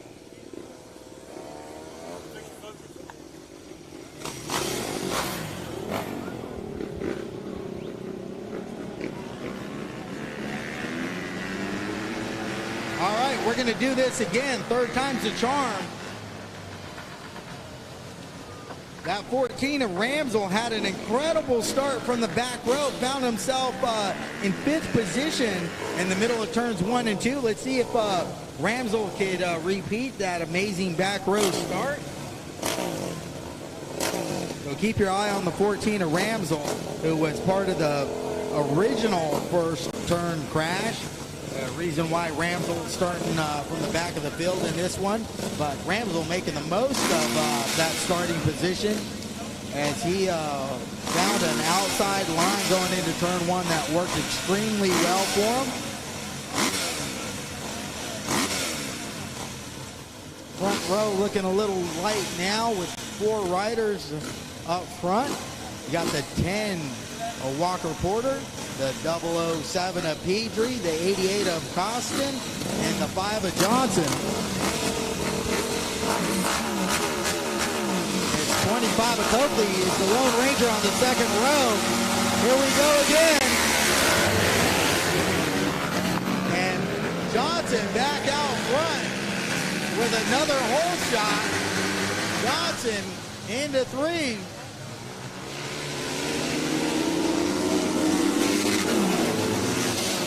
Lap 1 in the books. Johnson leads them as the number 10 of Walker Porter is right on his heels. And here comes the 88 of Costin.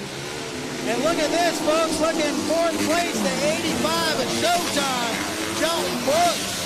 Wow, where did he come from? Starting in the back, already in 4th position. Showtime, Shelton Brooks moving into the 4th spot. Back out front, number 5, Aiden Johnson, doing a fantastic job of holding off the advances of the number 10, Walker Porter. It's Johnson, Porter, Costing, Brooks, 1, 2, 3, 4, with the 25 of Coakley in 5th.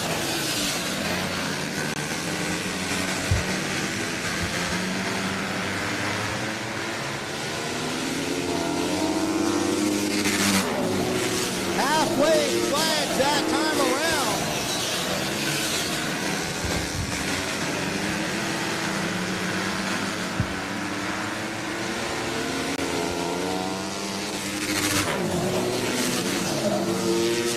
Aiden Johnson out front. Gives a little peek over his shoulder. I'm not sure that's the best move to make when someone's that close to your rear tire, but Johnson doing a good job as the number 10 of Walker Porter is all over the back of that number 5 going into turn number 3. 2 laps to go this time by. Can number 5 of Aiden Johnson pull off a big win here tonight at Capital City Speedway? As this time by, it's going to be the white flag. 1 lap to go. Here comes the number 10. Doesn't make it happen going into 1. Into 3 for the final time. Johnson's going to lead.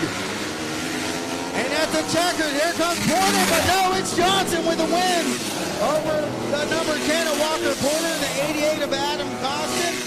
In 4th position, the 85 of Shelton Showtime Brooks.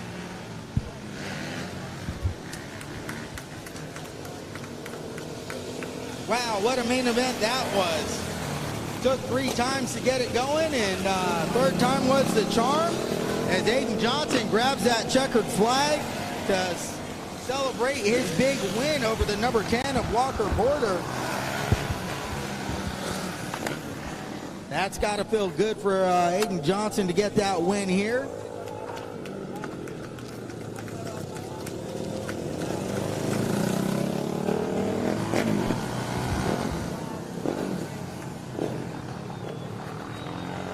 As our Vintage Heavy main event rolls out to the line. Vintage Heavy, These are 500 cc and up motorcycles. So it could be single cylinder, it could be a twin cylinder motorcycle. As long as this thing is, 15 years old and older.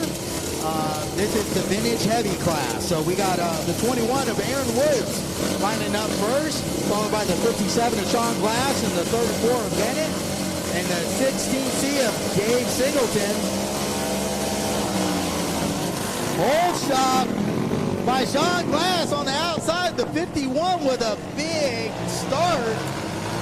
As he put some serious distance over the 16 of Dave Singleton in second, followed by the 34 of Bennett in third. Look at this. In the back, the 21 of Woods. Not in familiar territory for Woods. This guy's typically out front, but woo, he's making quick work of it as he gets into the inside of a Singleton, but Singleton didn't give anything up on that one. Singleton says, man, you're going to have to work a little harder to get by me, as the 21 of Woods and Singleton go at it.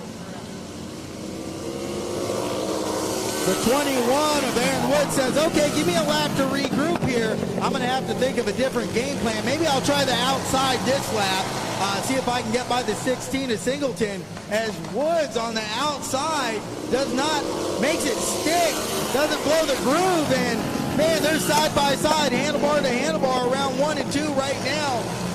And Singleton holds the position going into turn 3, but back out front is the 51 of Sean Glass. This would be a big win for Sean if he could pull this off, as the 16 of Singleton and the 21 of Woods battle for second and third. Halfway flag shown that last time around, and boy, this is getting dicey here for second. But that's allowing the 51 of Sean Glass to maintain that lead. He's doing a fantastic job out front. Well, keep your eye on that battle for second, and actually now it looks like second and third are catching up to the 51 of Glass. Side by side, Singleton and Wood go into one. These guys are going for it, not giving each other an inch, but they are racing clean, they are racing hard. 2 laps to go as Wood puts a move on Singleton. Can he make it stick?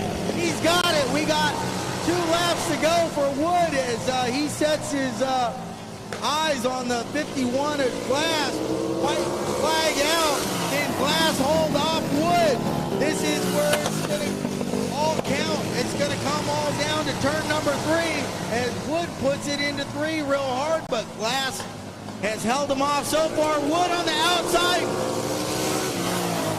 Wow, Glass holds off Wood for a big win in the vintage heavy class. Wow, what a race that was for second place. Got to give a lot of credit to both Aaron Woods on the 21 and the 16C of Dave Singleton. Man, those guys, that was what short track racing was all about right there. Those guys were going for it, not giving each other an inch. Let's put our hands together for the 21 and the 16, because that was a heck of a battle right there.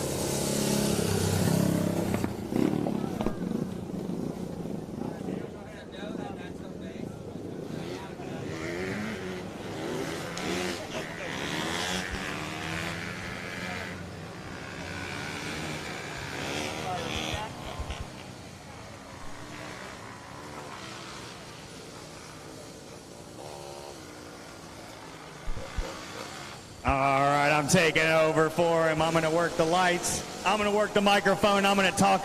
Wait, where's my number 8 at? Where's that factory Honda? Oh, they're trying to push him over there, guys. Hold on. We're on hold for just a second. I got a little bit of bias, not a whole lot, but it's for What division is this? Eddie Dean. Oh, here he comes, folks. Look over there in turn 1. The coolest bike out here tonight. Here he goes. He's got the factory toolkit on the back fender and a taillight. He means business. All right, we got Jessup, George Nachaski, Brian Early, Eddie Dean, Shiflett, Allen, LeBeau. This is going to get spicy. Here we go. Eddie Dean gets it into gear on the number 8. Factory Honda XR 200R RRRS. Maxwell admiring that bike, looking at the swing arm angle, checking his gearing out. Eddie Dean, the mean machine. Here we go. Oh, Eddie Dean. Eddie Dean pulls a pre-race wheelie. He files into fourth. We're going to get some numbers on these riders when they come around and see who's who. Oh, they're tiptoeing through turns 3. Those knobbies do not have any grip out here at the 11F. I think that's early. Eddie Dean moves up into the 4th spot. Down the back straightaway they go. Jessup in 3rd. Jessup with a power move into 3. He opens the door up for Dean. It's a 3-rider race now.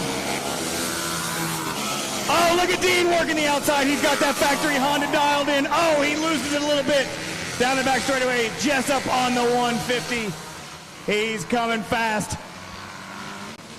He's got early in his sights on the 11. I think that's a 450 out front. Jessup gets the power down on the 150R. Early doesn't have enough power to spin the wheel, so he is hooked up. Jessup working the outside. This is getting good, folks. Oh, Jessup gets a little wide. Oh, he almost takes out the bathrooms. He gathers back in, files into 2nd place. Early still holds on to a slight advantage over Jessup and Eddie. Oh, Eddie's going around the outside. This is a big flex. Oh, they're 2 wide at the line. Eddie at the inside. They're 3 wide going into 1. Oh, my Lanza. Who's it going to be? Oh, Jessup gets a short end stick. Here comes Eddie. Oh, we got a new leader. Oh, man, look at Eddie Dean out there. Eddie Dean up to the front. Here comes the 11F Early. Brian Early, he runs a little bit wide, opens the door for Jessup, can't quite make the pass stick. Early down the back straightaway, gathers another gear to try and hold on to that factory Honda 200R. Oh no, he about loops it out. He loses his spot to Jessup. Now let's see if Jessup can reel in that other Honda. It's factory Honda 1-2 right now. Eddie Dean qualified 4th. He said he wasn't showing all his cards until the feature. He's got a stacked deck. 2 to go at the line for your leader. Eddie Dean first. We got Jessup running 2nd now. He's trying to close up to your leader. Brian Early has given up his fight. He's going to try and hold on to the final podium spot. 1 more to go for Edward Dean. Eddie Dean with a quick look back over his shoulder. He's got about 5 bike lengths going into turn 3. Jessup with 1 final Hail Mary. Can he make it stick? No. Eddie Dean to the point.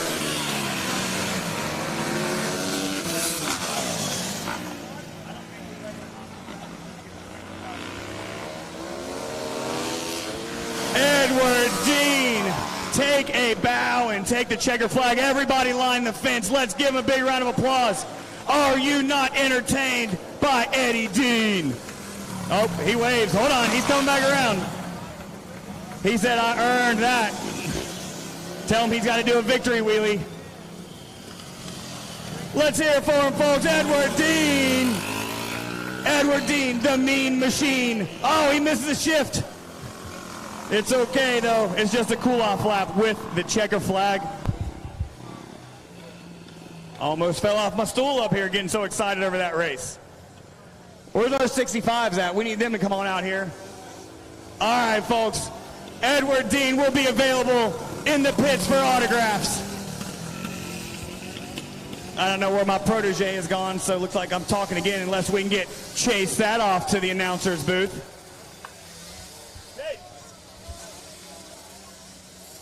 Oh, Chase is in it to win it, folks.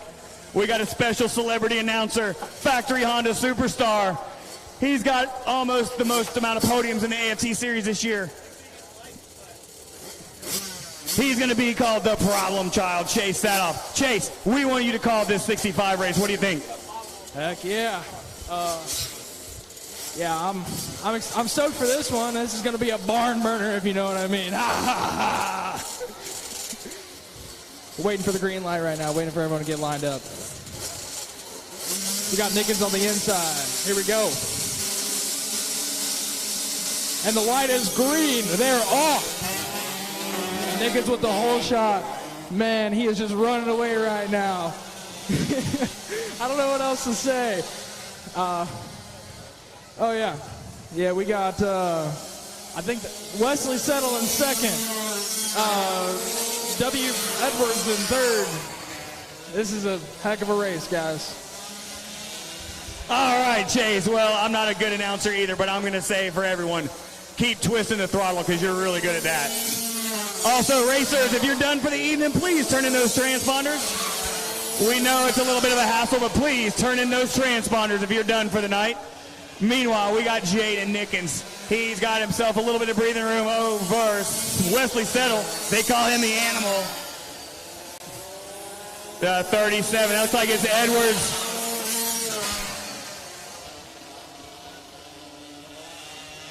Nickens having himself a smooth race, but Settle not losing track of him. Settle's trying to keep him a little bit honest. Here comes our battle for the final podium spot.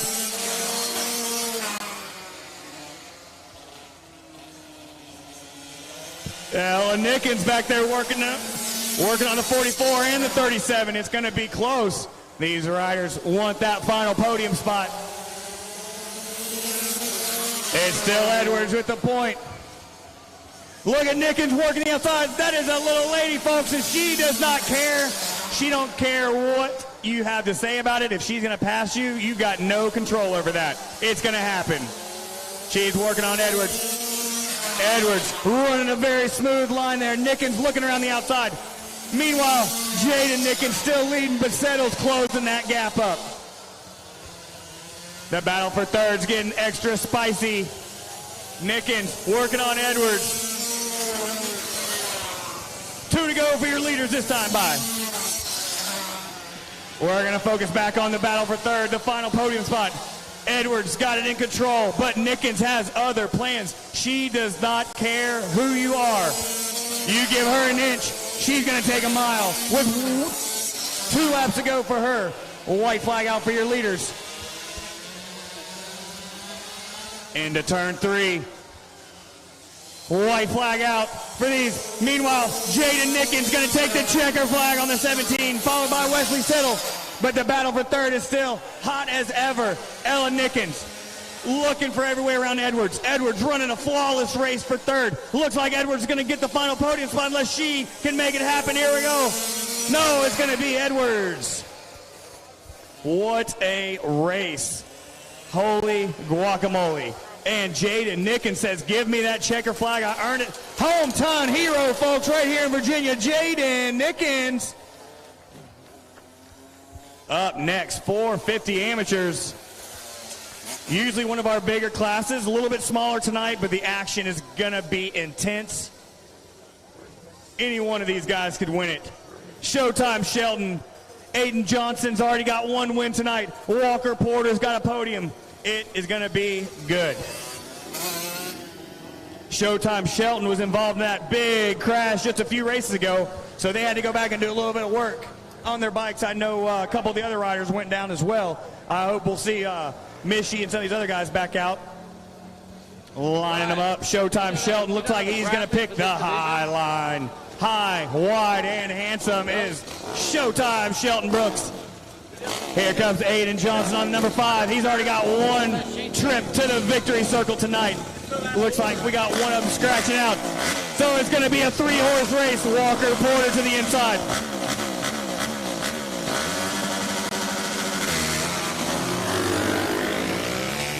It's Showtime Brooks with a whole shot. Walker Porter, Aiden Johnson side by side. Walker Porter with the inside. Had a little bit easier on the inside there. Showtime Brooks says, I got something to prove.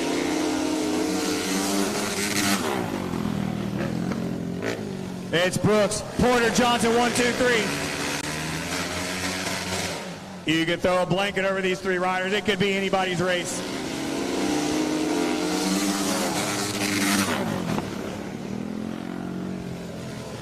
Brooks still leading the way. Porter trying to close up the gap. They've dropped Aiden Johnson a couple bike lengths now. He must have made a mistake somewhere.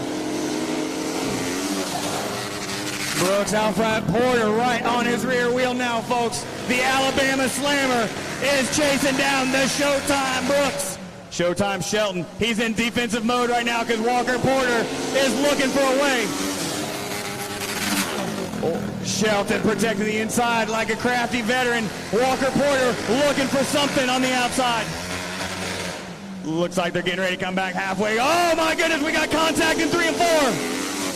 Shelton Brooks, Walker Porter. What a ride. They both gather back up. Down the back straightaway.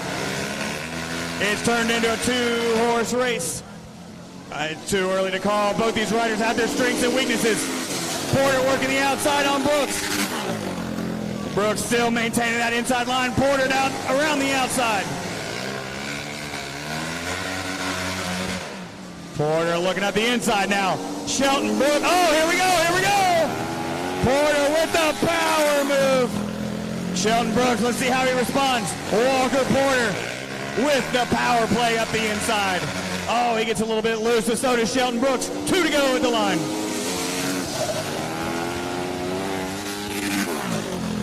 Aiden Johnson still running a lonely third. He's got money in the bank already, so he's not too dissatisfied. Walker Porter looking for his first win of the night. Shelton Brooks looking for his. Looks like Brooks might be having a little bit of tire issues. He's spinning up a little more than usual. He might have gotten all the good out of that rear tire. Walker Porter has one more corner. Here we go. It's going to be Porter. Shelton Brooks going to bring it home second. Aiden Johnson rounds out your top 3. Walker Porter, they call him the Alabama Slammer, and he definitely made his presence known going into turn 1. No contact, but definitely aggressive, but that's what we like to see in short tracking. Up next, Hooligans. Who's ready to see some big twins on the track? Ben Ludlow on the lonely triumph out there with, we got a field of Harley Davidsons. If we got any Harley fans in the house, now's the time because it's a 4 versus 1 battle. Let's see where Ludlow wants to start. He's usually really strong on the starts. He's going to the inside. He said he's going to take the fight from the inside and the outside. Ron Wood on the number 88 and Georgie Price on the 64. Those 3 are going to be my unbiased picks for tonight. It's going to be spicy.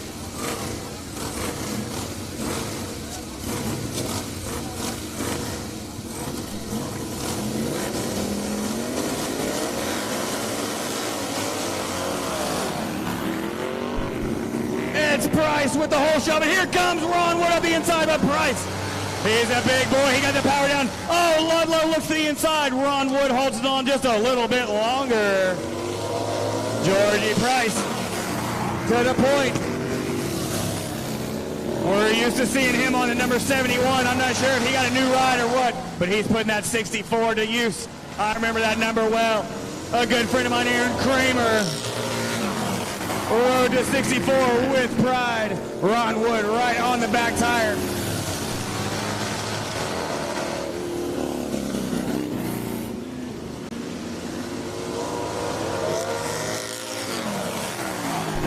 Georgie Price still maintaining a slight advantage over Wood.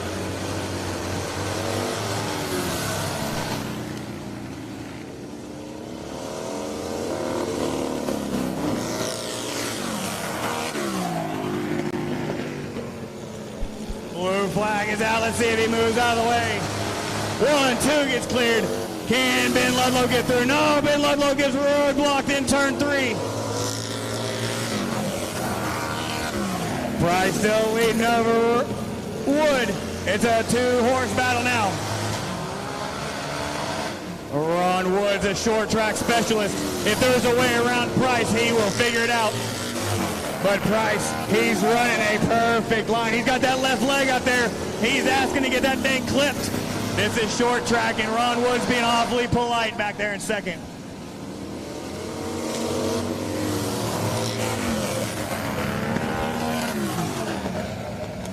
Oh, up the inside. Oh, we got a lapper in the way. We didn't get the blue flag out. They both made it through cleanly. Boy, that was tight. Looks like 2 to go.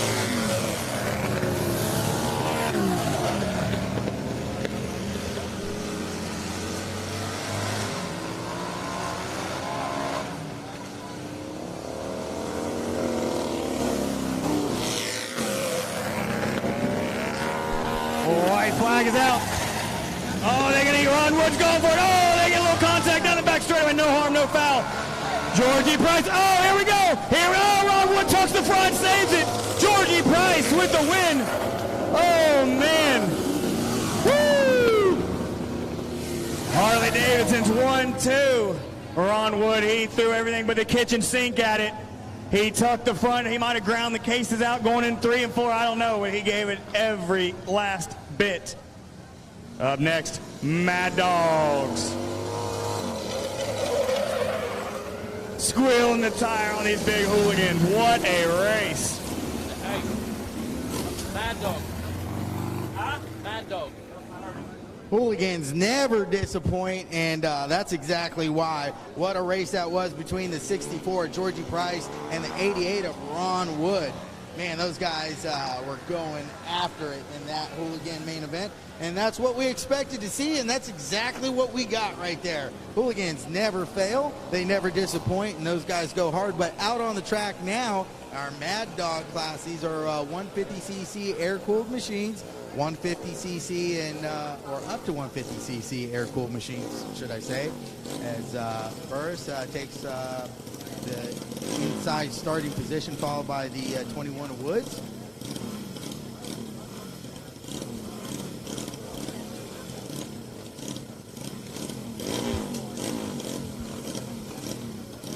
This should be a fun main event. Watch. These are really fun motorcycles. This is the go-kart class of flat track right here. These Mad Dog bikes are motorcycles that just about anybody can ride at any skill level. Go out and feel like they're a whole lot better than they actually may be. But doesn't mean that these guys don't have a lot of talent, because they do, as the 17 of Burris gets the whole shot. Burris out front, leading on lap number 1, followed by the 21 of Aaron Woods. That 21's not a number plate you want to see behind you come main event time. But the 17 doing a fantastic job of being out front. We got some good racing going on here for the 4th position. Got 2 riders going for it, the 72 and the 13. That's Justin Hall in the 13 and Tim Norris. Oh, they get into it, and somehow both stay up. I've never seen 2 motorcycles come together for a longer period of time than that, and somehow the 72 and 13 both keep it on 2 wheels. I was just talking about what a battle that was for the 4th position, but back out front, the 17D of Burris stretching the lead out over the 21.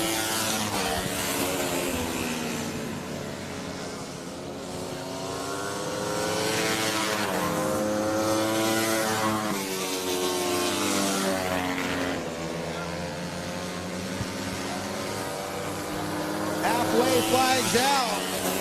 This one's halfway over. Burris is halfway home.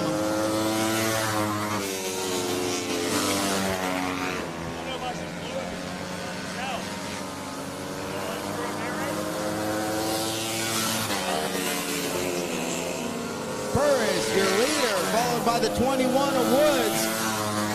And the number 10 of Abbott in 3rd. 1, 2, 3 spread out, but look at this battle for 4th between the 13 of Justin Hall and the 72 of Tim Norris. I mean, you would think they're racing for a national championship back there. They're side by side, bumping and banging. 2 laps to go. As the 13 of Hall gets the better of Norris. Norris slows the groove a little bit, allowing the 13 to get away. And here comes Burris on the outside, trying to get around lap traffic. Checkered flag for the 17 of Burris, your big Mad Dog winner, followed by the 21 of Aaron Woods and the number 10 of Abbott. But how about that battle over 4th between the 13 of Justin Hall and the 72 of Tim Norris, with Justin Hall getting the better of that battle.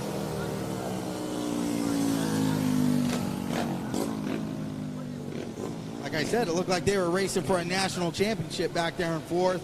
I've never seen two motorcycles come together and bump and bang longer than those two Mad Dog bikes. All right, racers, if you're done for the night, please go ahead and turn in those transponders. Please, even if you're racing tomorrow, we want to put them on a full charge overnight, so please turn in your transponders. All right, folks, we got two main events left tonight. Up next is the 40 plus, and look at this, it's the 64 of Kenny Dolan. This guy rides the 50 plus, the 34 plus, which if he rides the 50 plus, he's automatically qualified for the 40 plus.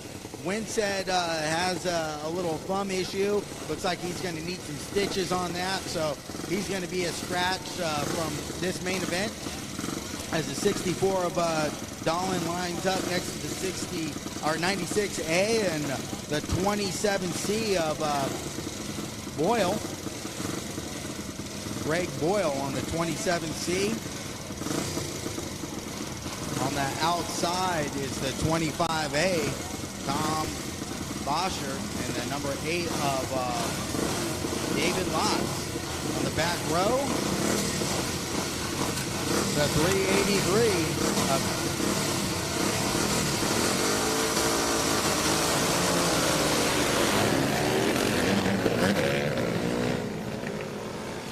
Greg Boyle with a hole shot, leads him down the backstretch, but here comes Kenny Dolan in second, followed by the 96 of Ryan Milano.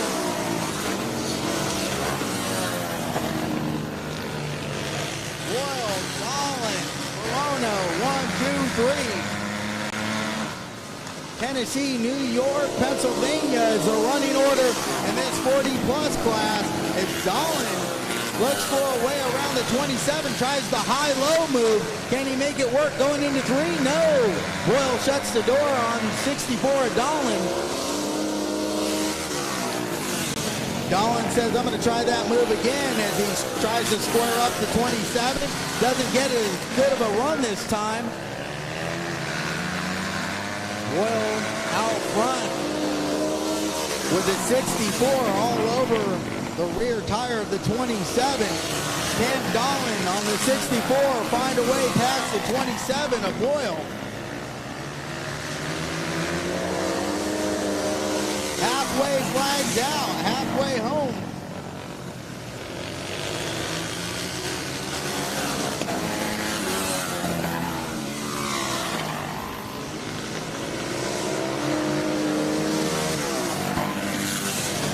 With a big move on the outside. Doesn't make it stick, but wow, what a good job Dolan's doing trying to get by the 27 of Boyle, but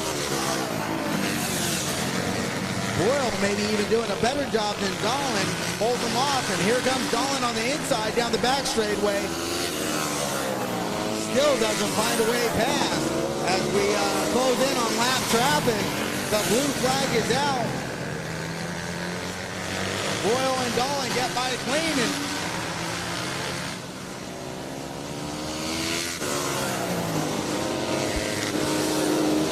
white flag out now.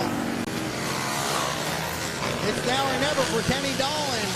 We'll see anything can happen in 3 and 4, but Boyle does a good job, and Boyle is going to win it over Kenny Dolan. And the 96 of Toronto. That's your 1, 2, 3 running order in the 40 plus main event. Now, folks, this is the one we all been waiting for, the big boy.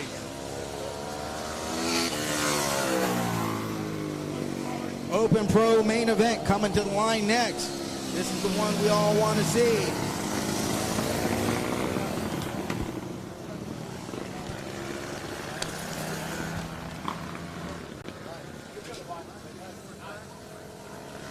Hey, Rod, Open Pro.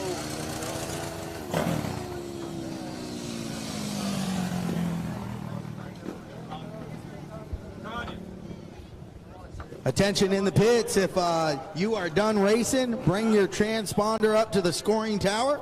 Bring your transponder up to the scoring tower if you are done racing for the night.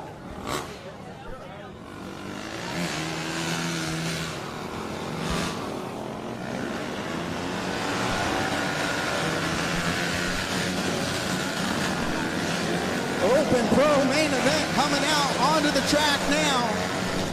This is the one we all want to see. You got that Dash or Cash or any of those heat races for action-packed earlier tonight. Well, you're going to be in for a real treat because this is going to be a good one right here.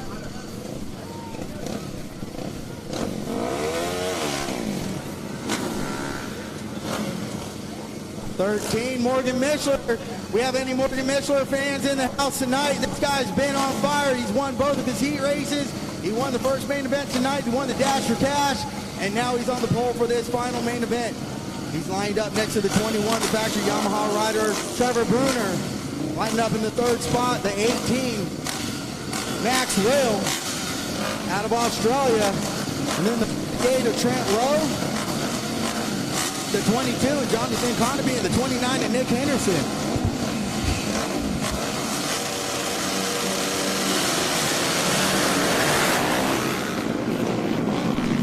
It's Trent Lowe with a hole shot. Trent Lowe out front, followed by the 20.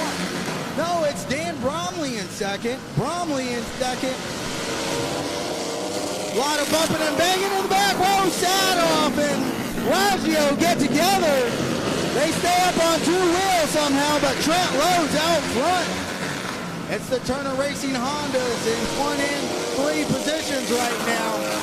And Bromley in second. It's Honda, Yamaha, KTM. That's the top 5 running order right now. It's Trent Lowe, last year's big main event winner, out front here again tonight. Can he keep it together? The top 5 are nose to tail.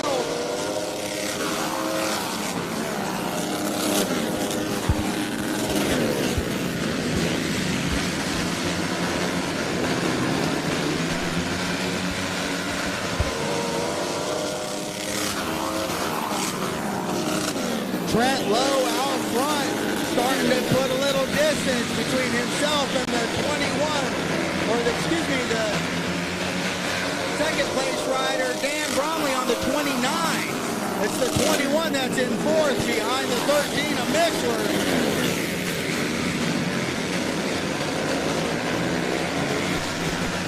Trent Lowe making it look easy out front as he extends his lead. Looks at a 3-second lead over second to Dan Bromley. Halfway flags out this time by. It's Lowe, Bromley, Mishler, Bruner, Maxwell, and here comes Chase Sadoff, who is rebounded from a early main event incident run-in with Tyler Raggio. Sadoff has caught the back of this top 5 pack, and Bruner putting a big move on Mishler. Bruner looking for a way past him. Look at this. Mishler moves Bromley out of the way to move into second. It's Turner Racing Honda's 1-2, followed by Dan Bromley on a Yamaha and Trevor Bruner on a Yamaha.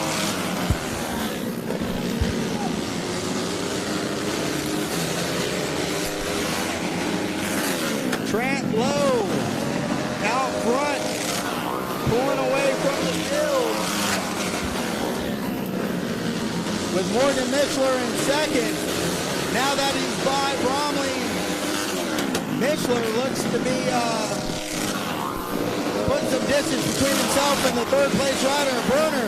2 laps to go for Trent Lowe. Maybe too little too late as Trent Lowe has a huge lead.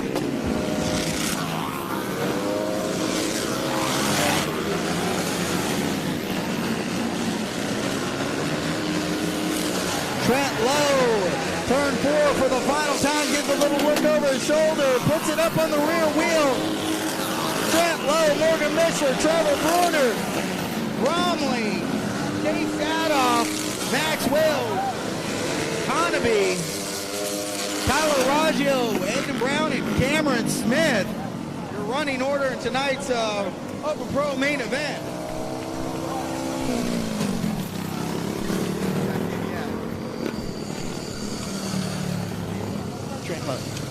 Trent Lowe, your big main event winner tonight.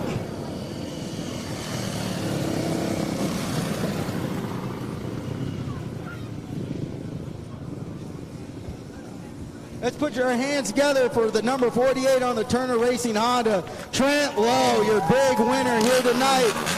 Trent revs up the bike. That has to feel good for Trent.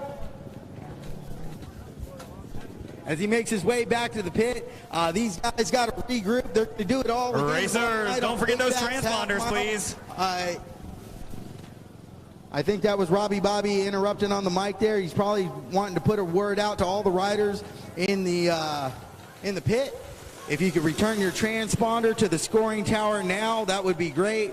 Riders, if you still have a transponder on your motorcycle, make sure you get it back to the scoring tower. The sooner you could do that, the sooner everybody can get out of here. We're going to do this all over again tonight on the big half mile. Saluda, Virginia.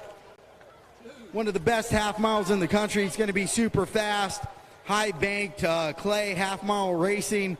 And wow, if anything was a preview of tomorrow night, we're going to be in for a real special treat. I want to thank all of you for coming out and being part of tonight's RVA Flat Track program. Also, a big shout out to all of our sponsors, B&M Masonry, Law Tiger Motorcycles, Dunlop Tires, Law Tigers, the Christian Motorcyclists Association, the Turner Racing family, and Turner Racing Honda team for all their contributions to make this event what it was tonight, and of course for the to the entire RVA Flat Track crew for doing a fantastic job tonight. All of our officials and corner workers and flaggers and scorers. What a great night of racing. Thank you all for coming to RVA Flat Track. We hope to bring this event back every year and make it bigger and better, and I think we did a good job of that tonight. And so thanks everybody for making tonight what it was and so great. Awesome.